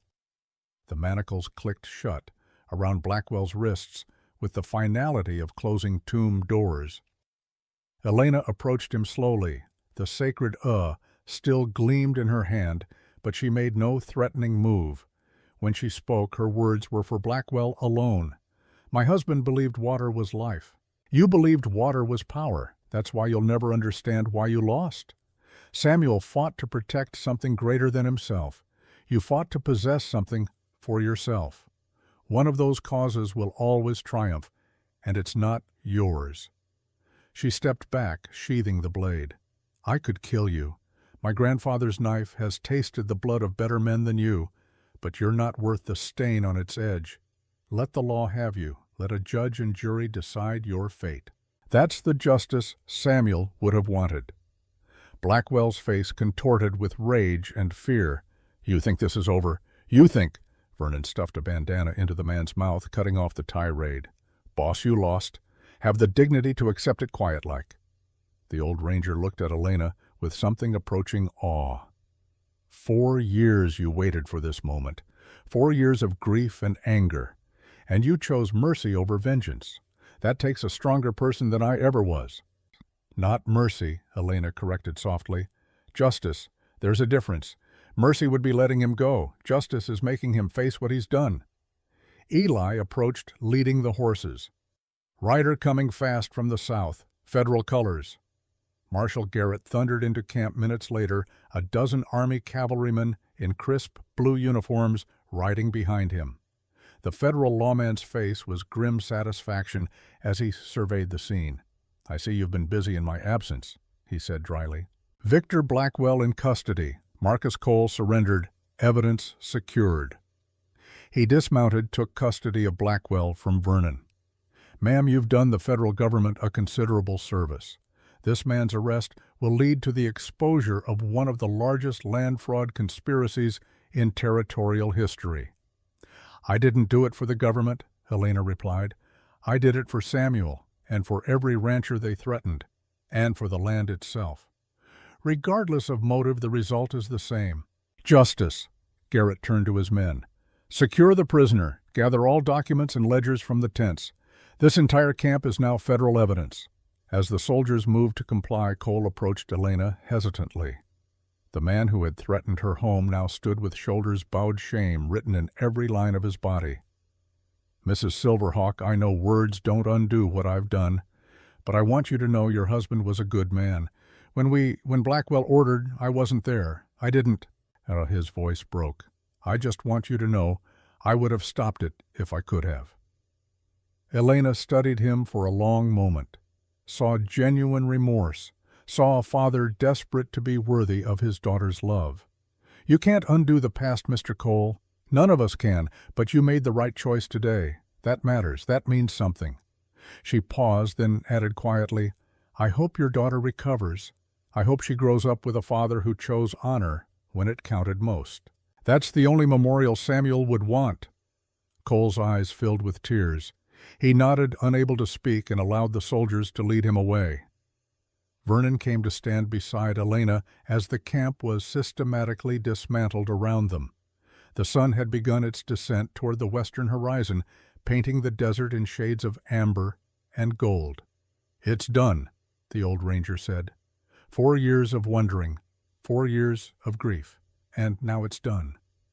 "Is it?" Elena looked at the sacred in her hand, at the blood that stained her dress, at the exhausted faces of men who had risked everything for a widow's justice. "Rivera is dead. Good men were wounded. I've become something I swore I'd never be again. What's done is vengeance, Vernon. Justice comes later, in courtrooms and trials, in testimony and evidence. This was just the violent part." "The necessary part," Vernon corrected gently. "Samuel couldn't fight for himself. The law couldn't reach Blackwell until someone forced the issue. You did what had to be done, and you did it with honor. Your grandfather would say the same." Elena looked toward the horizon, where the sun touched the distant mesas. Somewhere out there, Shadow Creek Ranch waited.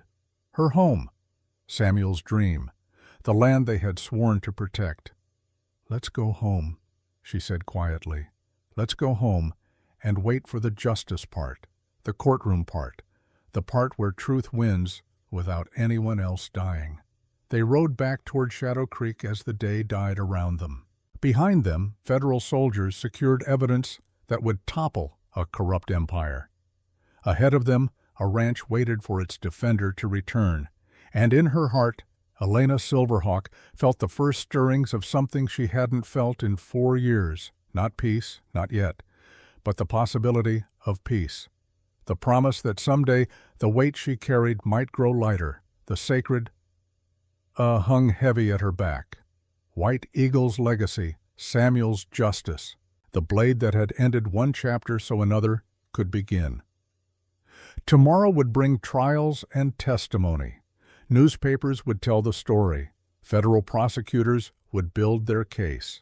Victor Blackwell and his co-conspirators would face the consequences of their greed and violence. But tonight, Elena would sleep in her own bed, would wake to sunrise over land that remained free, would honor the memory of a husband who had died protecting something greater than himself. And perhaps in time she would learn to be both things again, the warrior and the woman who wanted peace. Not one or the other, but both, just as Samuel had always said she could be. The desert stars emerged as they rode cold and brilliant and eternal, bearing witness, remembering, waiting for the stories that men would tell about this day when a widow stood against an empire and won, not with armies or politics or wealth, but with honor, courage, and the unbreakable will of a woman who refused to let injustice stand. The legend of Elena Silverhawk had been born in violence. Now it would live in memory, and Shadow Creek would flow forever free, justice and legacy. September 15, 1887. The territorial courthouse in Santa Fe rose 3 stories above the dusty street, its sandstone walls glowing golden in the morning sun. Elena Silverhawk stood on the steps wearing the turquoise bolo tie that had been Samuel's favorite. The silver work caught the light as she climbed toward the heavy oak doors where justice waited. 4 weeks had passed since Blackwell's arrest, 4 weeks of depositions and evidence gathering, 4 weeks while federal prosecutors built a case strong enough to withstand the political pressure that powerful men could bring to bear. Now the moment had arrived. Truth would speak in a court of law, and 12 citizens would decide whether one man's greed outweighed another man's life. The courtroom was packed. Ranchers from Painted Valley filled the gallery, men and women who had lost land or faced threats or watched their neighbors driven away by accidents that weren't accidents. Rosa Martinez sat in the front row, her weathered hands gripping a rosary. Lily White Cloud beside her face set and determined. Sheriff Naiche in his official capacity representing the law that had been too weak to stop Blackwell until Elena forced the issue. Vernon Caldwell occupied a place of honor near the prosecutor's table, his ranger's bearing commanding respect even in civilian clothes. Eli Stone stood at the back ready to testify about tracking hired guns and documenting criminal activity. The Calderon brothers waited in an anteroom, prepared to describe their own complicity and subsequent redemption. And in the defendant's chair, Victor Blackwell sat in expensive clothes and iron chains, his face carefully neutral, flanked by 3 attorneys whose fees could have fed a small town for a year. The judge, a silver-haired man named Thomas Whitmore, who had presided over territorial courts since before the Civil War, called the proceedings to order with 3 strikes of his gavel. "The Territory of Arizona versus Victor Blackwell," he announced. "Charges include conspiracy to commit murder, attempted bribery of a federal surveyor fraud, illegal seizure of property, and racketeering." "How does the defendant plead?" "Not guilty, Your Honor," the lead defense attorney said smoothly. "My client is a legitimate businessman who has been falsely accused by parties with financial motivation to damage his reputation." The trial lasted 3 days. 3 days of testimony and evidence. 3 days where the truth of Samuel Silverhawk's death was laid bare for all to see. Marcus Cole testified first, his voice steady despite visible shame. He described the orders he had received, the accidents he had arranged, the ranchers he had threatened, and finally the day Blackwell gave the command that sealed Samuel's fate. He said, "The surveyor is a problem. Problems need to be removed. Make it look natural." "I hired professionals. They staged a rock slide. Made it appear Samuel Silverhawk lost his footing while working, but it was murder, premeditated, paid for, covered up." The courtroom erupted. Judge Whitmore's gavel cracked like gunshots, demanding order. Defense attorneys attacked Cole's credibility, pointing to his own admitted crimes, suggesting his testimony was bought with promises of leniency. But the prosecution had prepared for this. They produced Rivera's documentation recovered from the half-Apache man's personal effects after his death in Devil's Canyon. Page after page of orders, payments, targets, a ledger of corruption written in meticulous detail. Mr. Rivera kept these records as insurance, the prosecutor explained. He knew working for Blackwell was dangerous. He wanted proof of his employer's crimes in case he ever needed protection. His death while defending innocent people from Blackwell's hired killers gives these documents the weight of a dying declaration. Helena testified on the second day. She wore a simple dress of dark blue, her silver-streaked hair pulled back severely. She carried Samuel's surveyor logs, his personal journal, the bribe letter with Blackwell's signature. The prosecutor led her through the timeline, Samuel's discovery of the mineral deposits, his meticulous documentation, his refusal of Blackwell's $100,000 bribe, his decision to report the corruption to territorial authorities. "Mrs. Silverhawk," the prosecutor asked gently, "did your husband ever express fear for his safety?" Elena's voice remained steady, though her hands tightened on the witness stand rail. "The night before he died, Samuel told me he'd made powerful enemies. He said if anything happened to him, I should find his backup documents in Tucson. He said, they'll try to make it look like an accident. Don't let them get away with it." "And his final words to you that morning?" Elena closed her eyes, seeing it again. Samuel kissing her forehead in the pre-dawn darkness. His gentle smile. The surveyor's tools packed carefully as always. He said, "I love you. If I don't come back, remember that some things are worth dying for. Water is life. This land is sacred. Protect it." Then he rode away. I never saw him alive again. The courtroom was silent enough to hear dust motes settling. Defense attorneys tried to break her testimony, suggesting grief had clouded her memory, implying she had fabricated evidence to gain sympathy and financial compensation. But Elena's answers were precise, factual, unshakable. When they pressed too hard, Judge Whitmore intervened. "Counsel, Mrs. Silverhawk has endured quite enough. Move on or sit down." On the third day, the defense presented their case. Character witnesses testified to Blackwell's philanthropy, his business acumen, his contributions to territorial development, Expert witnesses questioned the authenticity of documents, suggested alternative explanations for events, argued that accidents happen in dangerous country. But they couldn't explain away Samuel's logs, couldn't dispute the geological evidence of massive mineral deposits, couldn't refute the testimony of multiple witnesses who described threats, bribes, and violence. Most damaging of all, they couldn't explain the letter, the bribe offer in Blackwell's own hand, $100,000 for falsifying a federal survey. Signed, dated, undeniable. The jury deliberated for 6 hours. When they returned, the foreman was a rancher from the Southern Territory, a man whose weathered face had seen drought and flood, and the hard truth that land always outlasts those who claim to own it. On the charge of conspiracy to commit murder, we find the defendant guilty. Blackwell's face went white. On the charge of attempted bribery of a federal officer, guilty. His attorneys scrambled to confer already planning appeals. On charges of fraud, illegal seizure of property, and racketeering, guilty on all counts. Judge Whitmore's gavel fell with the finality of a tomb door closing. Victor Blackwell, you have been found guilty of crimes that strike at the heart of law and civilization. You used wealth and power to terrorize honest citizens.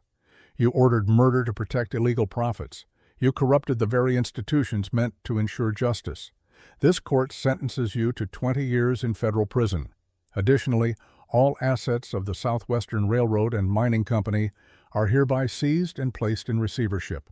$500,000 will be distributed as restitution to affected property owners. The remaining assets will fund water conservation and land protection initiatives throughout the territory. Blackwell sagged in his chains.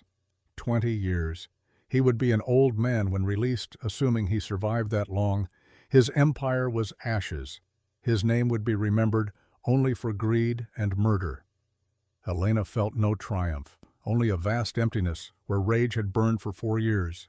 Justice had been served, but it didn't bring Samuel back, didn't erase the lonely years, didn't restore what had been stolen.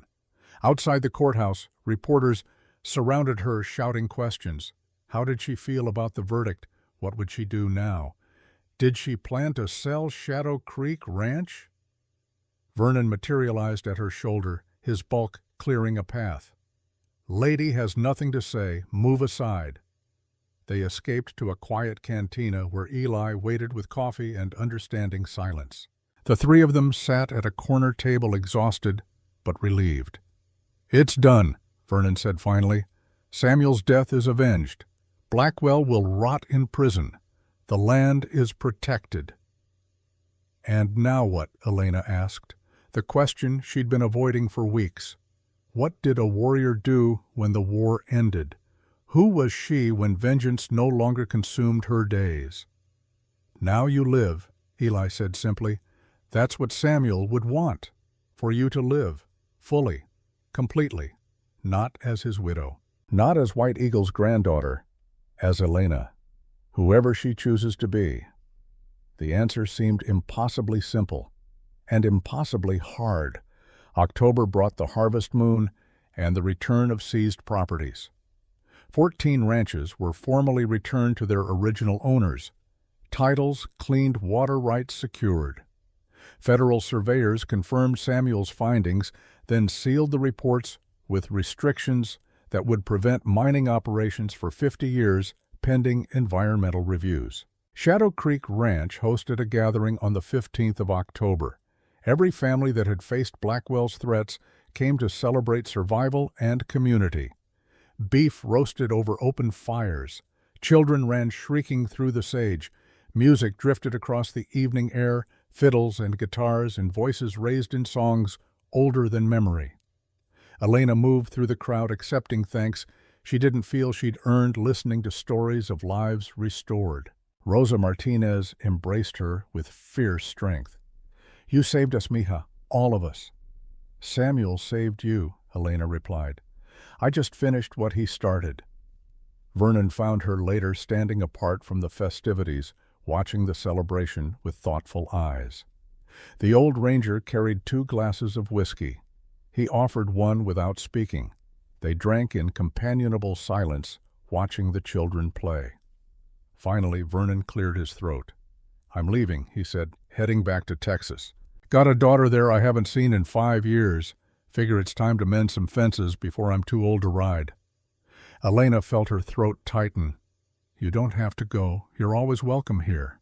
"I know. But an old ranger's job is done. You've got Eli, got friends, got a future to build. Don't need a worn-out lawman cluttering up the place." Vernon Caldwell. Elena turned to face him fully. "You stood with me when no one else would, risked your life, gave me hope when I had none. You're not cluttering anything. You're family." The old man's eyes glistened. "Your grandfather would be proud of who you've become. Your husband would be proud.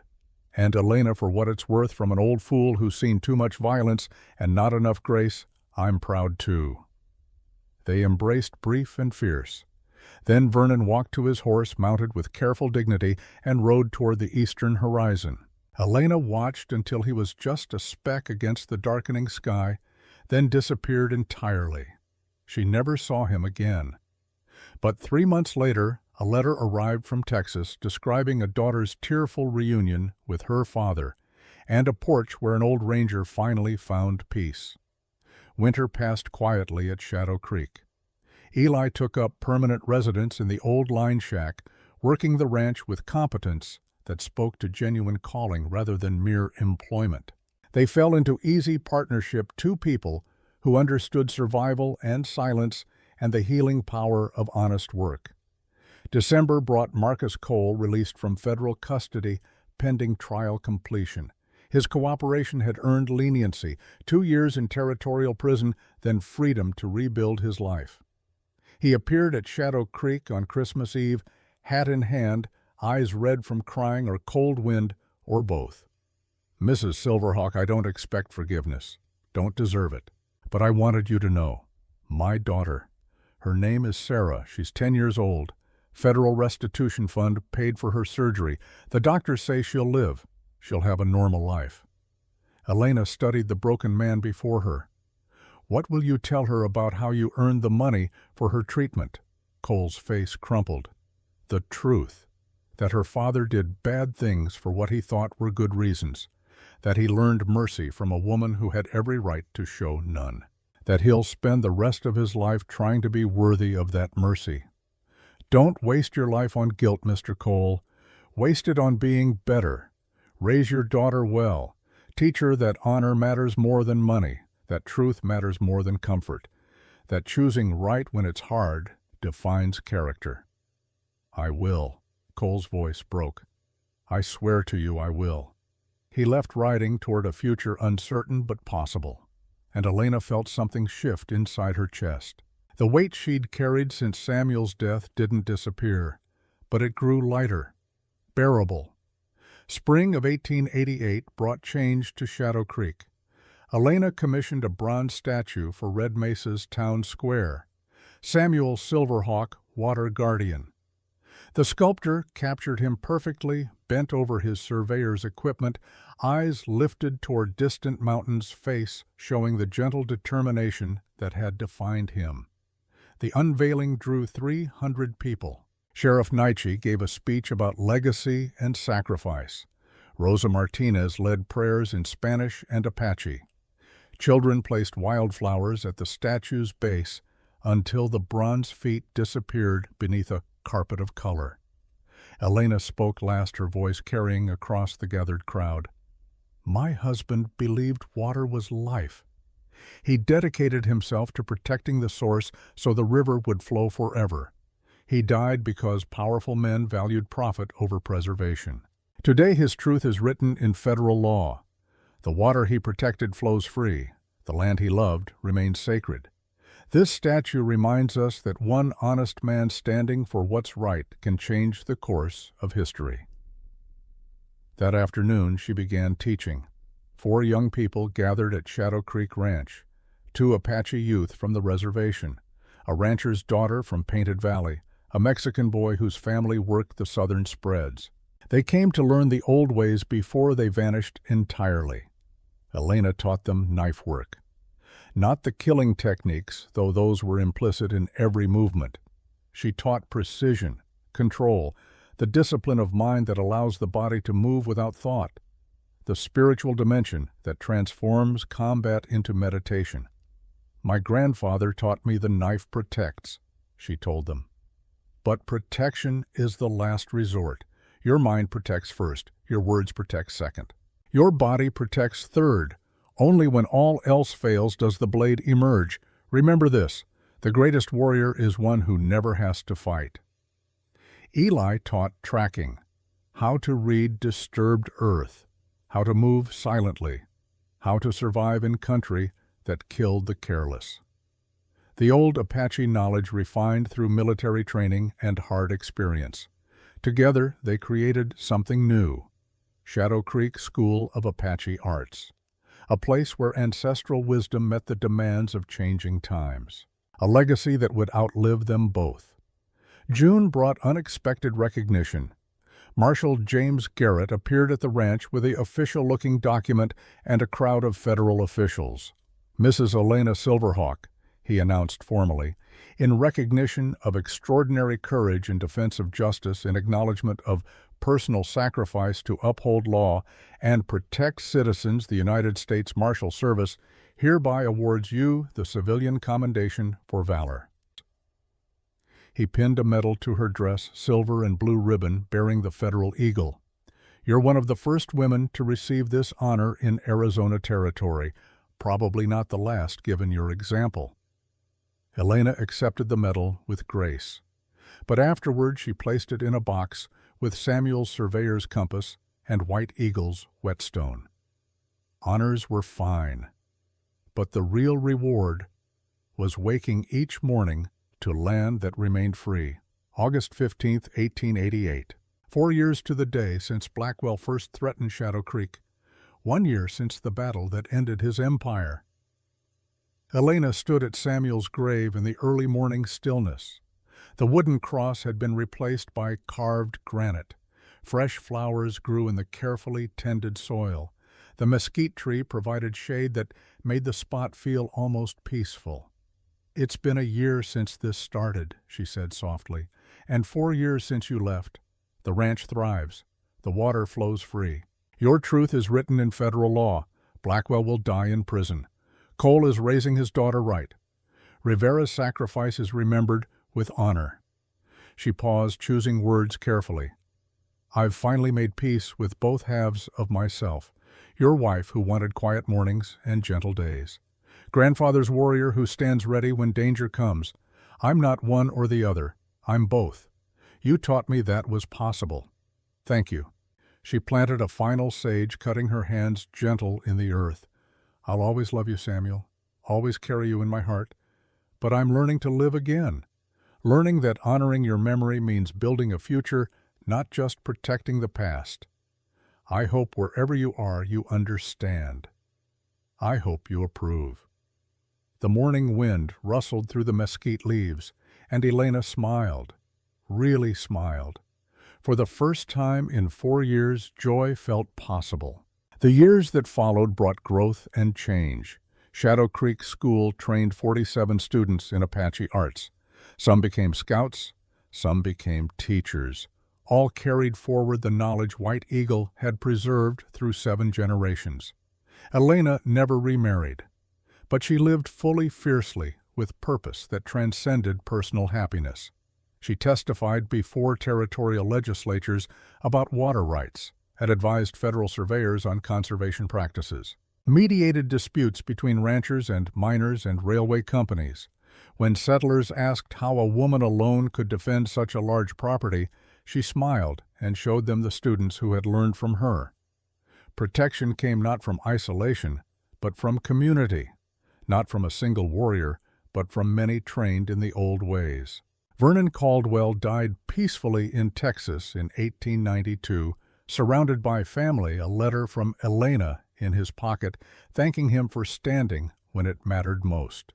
Eli Stone remained at Shadow Creek until 1920, teaching successive generations the tracking skills that had served him so well. When arthritis finally claimed his hands, he retired to the reservation, honored as a bridge between worlds. Marcus Cole kept his promise. He raised his daughter Sarah with stories of honor and redemption. She grew to become a teacher carrying forward the lesson that choosing right when it's hard defines character. Victor Blackwell served 12 years before dying of pneumonia in federal prison. No one attended his funeral. His name became a cautionary tale told to ambitious men who valued profit over principle. And Elena Silverhawk protected Shadow Creek for 40 more years, until her death in 1927 at age 83. They found her at dawn sitting beneath the mesquite tree by Samuel's grave, the sacred, across her lap a peaceful smile on her weathered face. The knife was buried with her, as her will specified. 7 generations it had protected the people. Now it would rest with the last of White Eagle's line. But the legacy continued. Students she had trained taught others.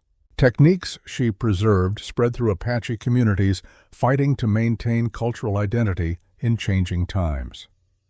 Samuel's water conservation methods became standard practice throughout the territory. Shadow Creek Ranch remained in family hands, passed to a distant cousin who honored Elena's wish that the land remain protected. The spring still flows today, its waters cold and clear, feeding a valley where 14 ranches thrive, because one woman refused to let injustice stand. In Red Mesa, the statue of Samuel Silverhawk still watches over the town square. Fresh flowers appear at its base every August 15th, placed by descendants of families he died protecting. And sometimes on quiet mornings, when the desert wind blows just right, locals swear they can hear an ancient voice whispering through the mesquite trees, teaching, guiding, reminding new generations that the knife protects that water. Is life that legacy is not what you leave behind, but who you inspire to carry forward. Elena Silverhawk's war ended in justice, but her legacy lives forever in the land she protected and the lives she touched. The widow who knew how to bite back became the guardian who taught others to stand. And Shadow Creek flows eternal, bearing witness to the truth that courage and honor will always triumph over greed and violence. The end.